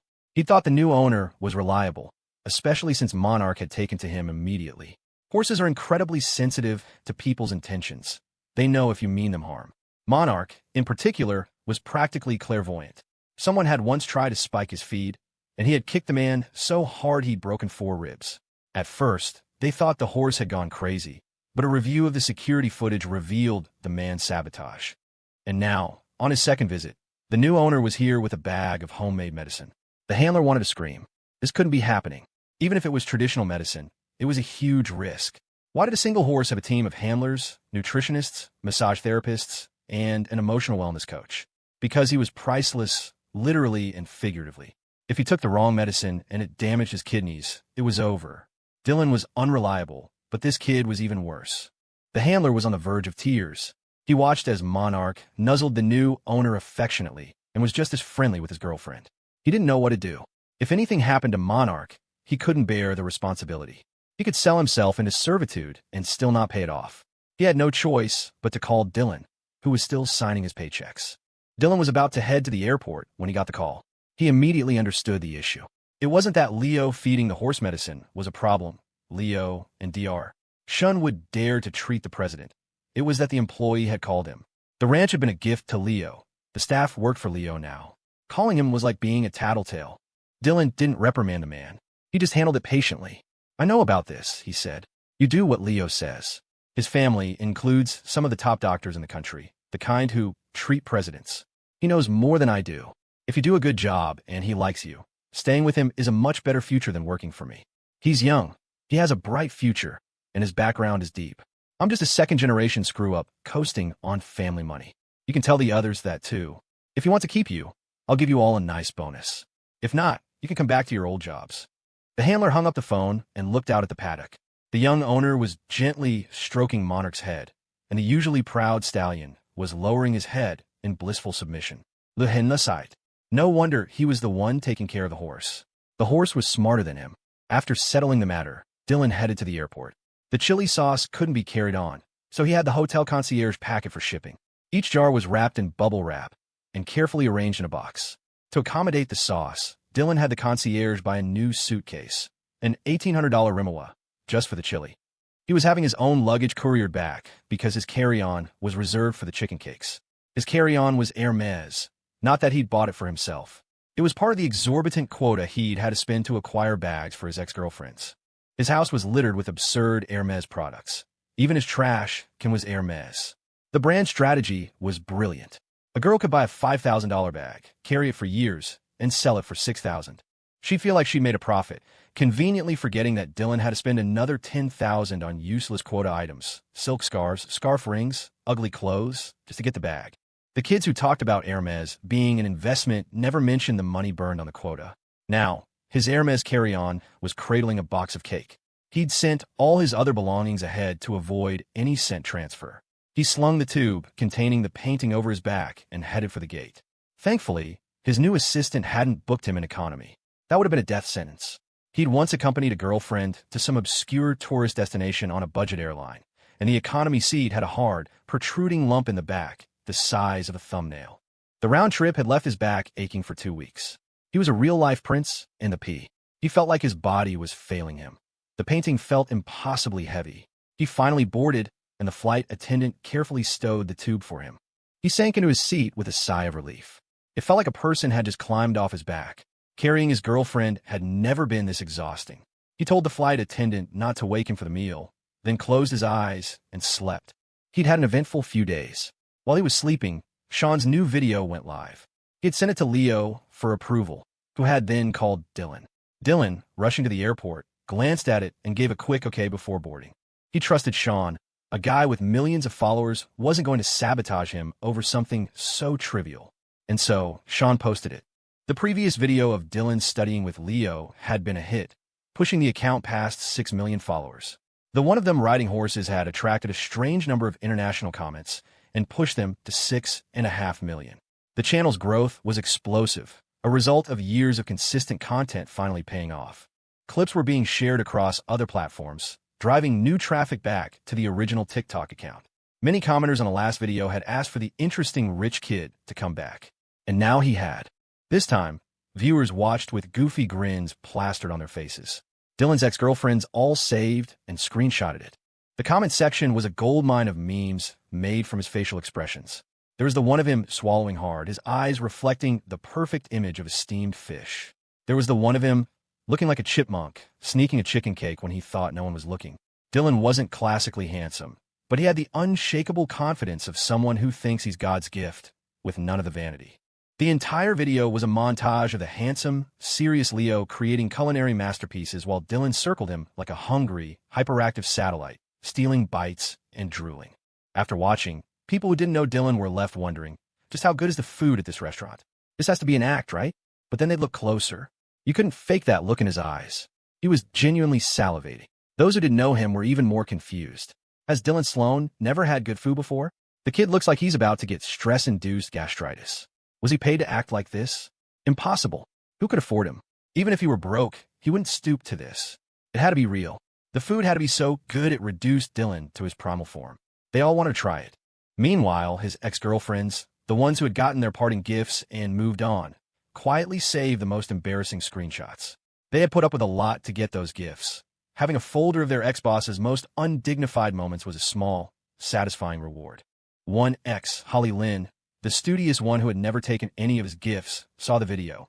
She'd sent him $3,000 once, which he'd returned, saying he was fine and casually inviting her to visit, though she knew he didn't mean it. Seeing him now, looking like a gluttonous ghost, drooling over a simple cake, she thought he must be having a really hard time. Maybe $3,000 was too little for someone with his spending habits. Cursing herself for being a sucker, she transferred him $15,000. I have savings, she typed. Pay me back whenever. Just take it. When Dylan's plane began its descent into the capital, he finally woke up. He had slept through the entire flight, skipping the meal service. He turned on his phone and was surprised by the flood of messages. Had he suddenly become that popular? Oh, right. The last time this had happened was the last time Leo's TikTok was updated. There were texts from his buddies asking if he was filming a reality show, like a Gordon Ramsay series, and if they could pay to be on it. There were screenshots mocking him. And then there was the transfer of $4.15,000. Seeing those numbers, 15,000,000, Dylan was genuinely touched. He suddenly understood the thrill his ex-girlfriends felt when he sent them money, how their voices would turn sweet. So this is what it felt like to be on the receiving end. He decided to deliver the painting first, then go find Holly. The girl was too naive. Giving money to men never ends well. He needed to teach her a lesson. For a supposed genius, she was an idiot. His influencer exes from no-name colleges were smarter than her. So dumb. Back at the ranch, Leo and Stella watched as Monarch ate his medicated feed. The horse was smart, but not that smart. He seemed to sense that something was different about his food today, but he just kept eating, thoughtfully trying to pinpoint the unusual taste, wanting to spit out just that one part. After another round, they showered together. Leo felt a faint, tiny ache in his lower back. Just a little one, really. His actions were purely professional as he helped her wash. He was a diligent bathing assistant, applying the body wash evenly over every part of her slender neck, her shoulder blades, her chest. The chest area, being more prominent, might harbor more dirt, so he paid extra attention there, lathering until the foam disappeared and he had to reapply. The area just below was often neglected, a dark side of the moon one couldn't see when looking down. That also required a gentle cleansing. Then her waist, so slender it barely required any soap, and her flat, firm stomach. And below that, her lower back, the dimples there, the beautiful curve of her hips. Her thighs, her calves. Leo noticed that Stella's calf muscles were perfectly toned and elegantly long. Having a girlfriend was great. It was a chance to review his biology, to carefully study the differences between the male and female form. His exploration was interrupted by several swats to his arm, telling him to keep his hands to himself. Leo loved showering together. The bathroom mirror reflected his diligent efforts. He was like a kid playing with a favorite toy in the bath, careless when washing himself, but meticulous when washing Stella. He was grateful for his strength-enhancing buff. It was one thing to flip over a toy, but to effortlessly turn over a solid, full-grown person required real power. Stella's face was flushed. She watched him, naked but with an expression of pure, pious concentration, as if he were studying a sacred text, his movements precise and reverent. He had the face of a stoic ascetic, which only fueled her desire to challenge him. No wonder one of her roommates was obsessed with romance novels about cold, untouchable Buddhist monks. It sounded ridiculous. If he were truly so detached, how would the heroine ever meet him? And if he were a monk, why was he constantly falling in love? But the book sold like crazy. It was the allure of forbidden desire. Now, she realized her own boyfriend was that type. When he wasn't talking or smiling goofily, he was the epitome of cool detachment. It made her want to press up against him, and whenever she did, sparks flew. Now, here he was, seriously measuring the proportions of her calf muscle to her Achilles tendon. Could he at least wait until she had clothes on? She was covered in foam, looking impossibly sexy in the mirror, but all he cared about was the anatomy of her leg, even kneading her foot curiously. Annoyed, she decided to imitate him. She grabbed the body wash and began to lather him up, trying to be just as thorough. She'd only gotten to his waist when he lifted her up. 1,000 words omitted. They continued to shower, this time just showering. Afterward, they collapsed into bed, wrapped in each other's arms, and fell asleep instantly. The air conditioner hummed, making the white curtains sway gently, now back in their proper place after the earlier disturbance. Down in D.C., Dylan's plane landed. The first thing he did was call Liam Ingram. When's a good time to drop off the painting? I also have that chili sauce and the cakes. The sauce will keep, but the cakes won't. Liam was baffled. Why was Dylan Sloan suddenly so folksy and polite, like a relative visiting from the countryside? But watching the video, he had to admit Dylan's hunger looked real. If that was acting, he had missed his calling. Since Liam was planning on visiting his grandfather anyway, he told Dylan to come by before dinner. Dylan quickly showered and changed. He spent a surprisingly long time picking out an outfit. He tried a purple sweater, but it felt too loud. He switched to a black one, but worried it would be too hot indoors, and besides, it was too conventional. General and Secretary Ingram would both be there. Since his own grandfather had passed, Dylan hadn't been in the presence of that level of power for a long time. You don't appreciate the resources you have until they're gone. He went through several more outfits, all of them feeling wrong. Either too formal or too casual. Finally, he found it. A Miu jacket that was technically unisex, a navy blue, Mao-style collarless jacket. It had no visible logo, was incredibly understated, and struck the perfect balance between formal and casual. It made him look respectable. The older generation should like it. He had a barber come to the hotel for a quick trim, keeping it short and sharp. He looked cleaner, younger. The barber even shaped his eyebrows. It was a small detail, but it made a huge difference, making him look more put together. He realized with a pang of regret that he should have cleaned himself up before filming the TikTok video. He had been operating at a significant handsomeness deficit. But then again, even at his best, he couldn't compete with Leo. This way, he could at least claim he just wasn't trying. Looking like a junior government aide, Dylan set out, the painting on his back, chili sauce in his left hand, chicken cakes in his right. He chose an understated car, knowing you don't show up to a meeting with a 4-star general in a Lamborghini. The D.C. traffic was brutal. Even on the inner loop, it was a crawl. He had the driver crank up the AIC. When he was nervous, his adrenaline spiked, and he'd overheat. The cold helped him think. Not that there was much to think about. He wasn't a genius. His goal was just not to screw up. He was just Leo's delivery boy, albeit one on a long-distance run. He arrived at the designated parking area and was guided through security and into the house. When he entered, General Ingram was in the middle of Dr. Shun's mindful restoration technique. He was doing the exercises while playing Leo's TikTok videos, listening to his voice. He'd gotten so familiar with the routine that the instructional video had become boring. He found that listening to Leo's other videos, especially the ones where he sang, worked just as well. He was now managing to successfully complete the routine once a day. He felt much better. The pain was less intense. He'd seen the video of Leo riding a horse and felt a pang of envy, remembering his own days in the saddle, the thrill of it all. So, unbeknownst to Leo, a new follower with a D.C. IP address had appeared on the Roommate Chronicles, a blank account that looked like a bot, following no one else that the system might flag as a fake, bought and paid for follower.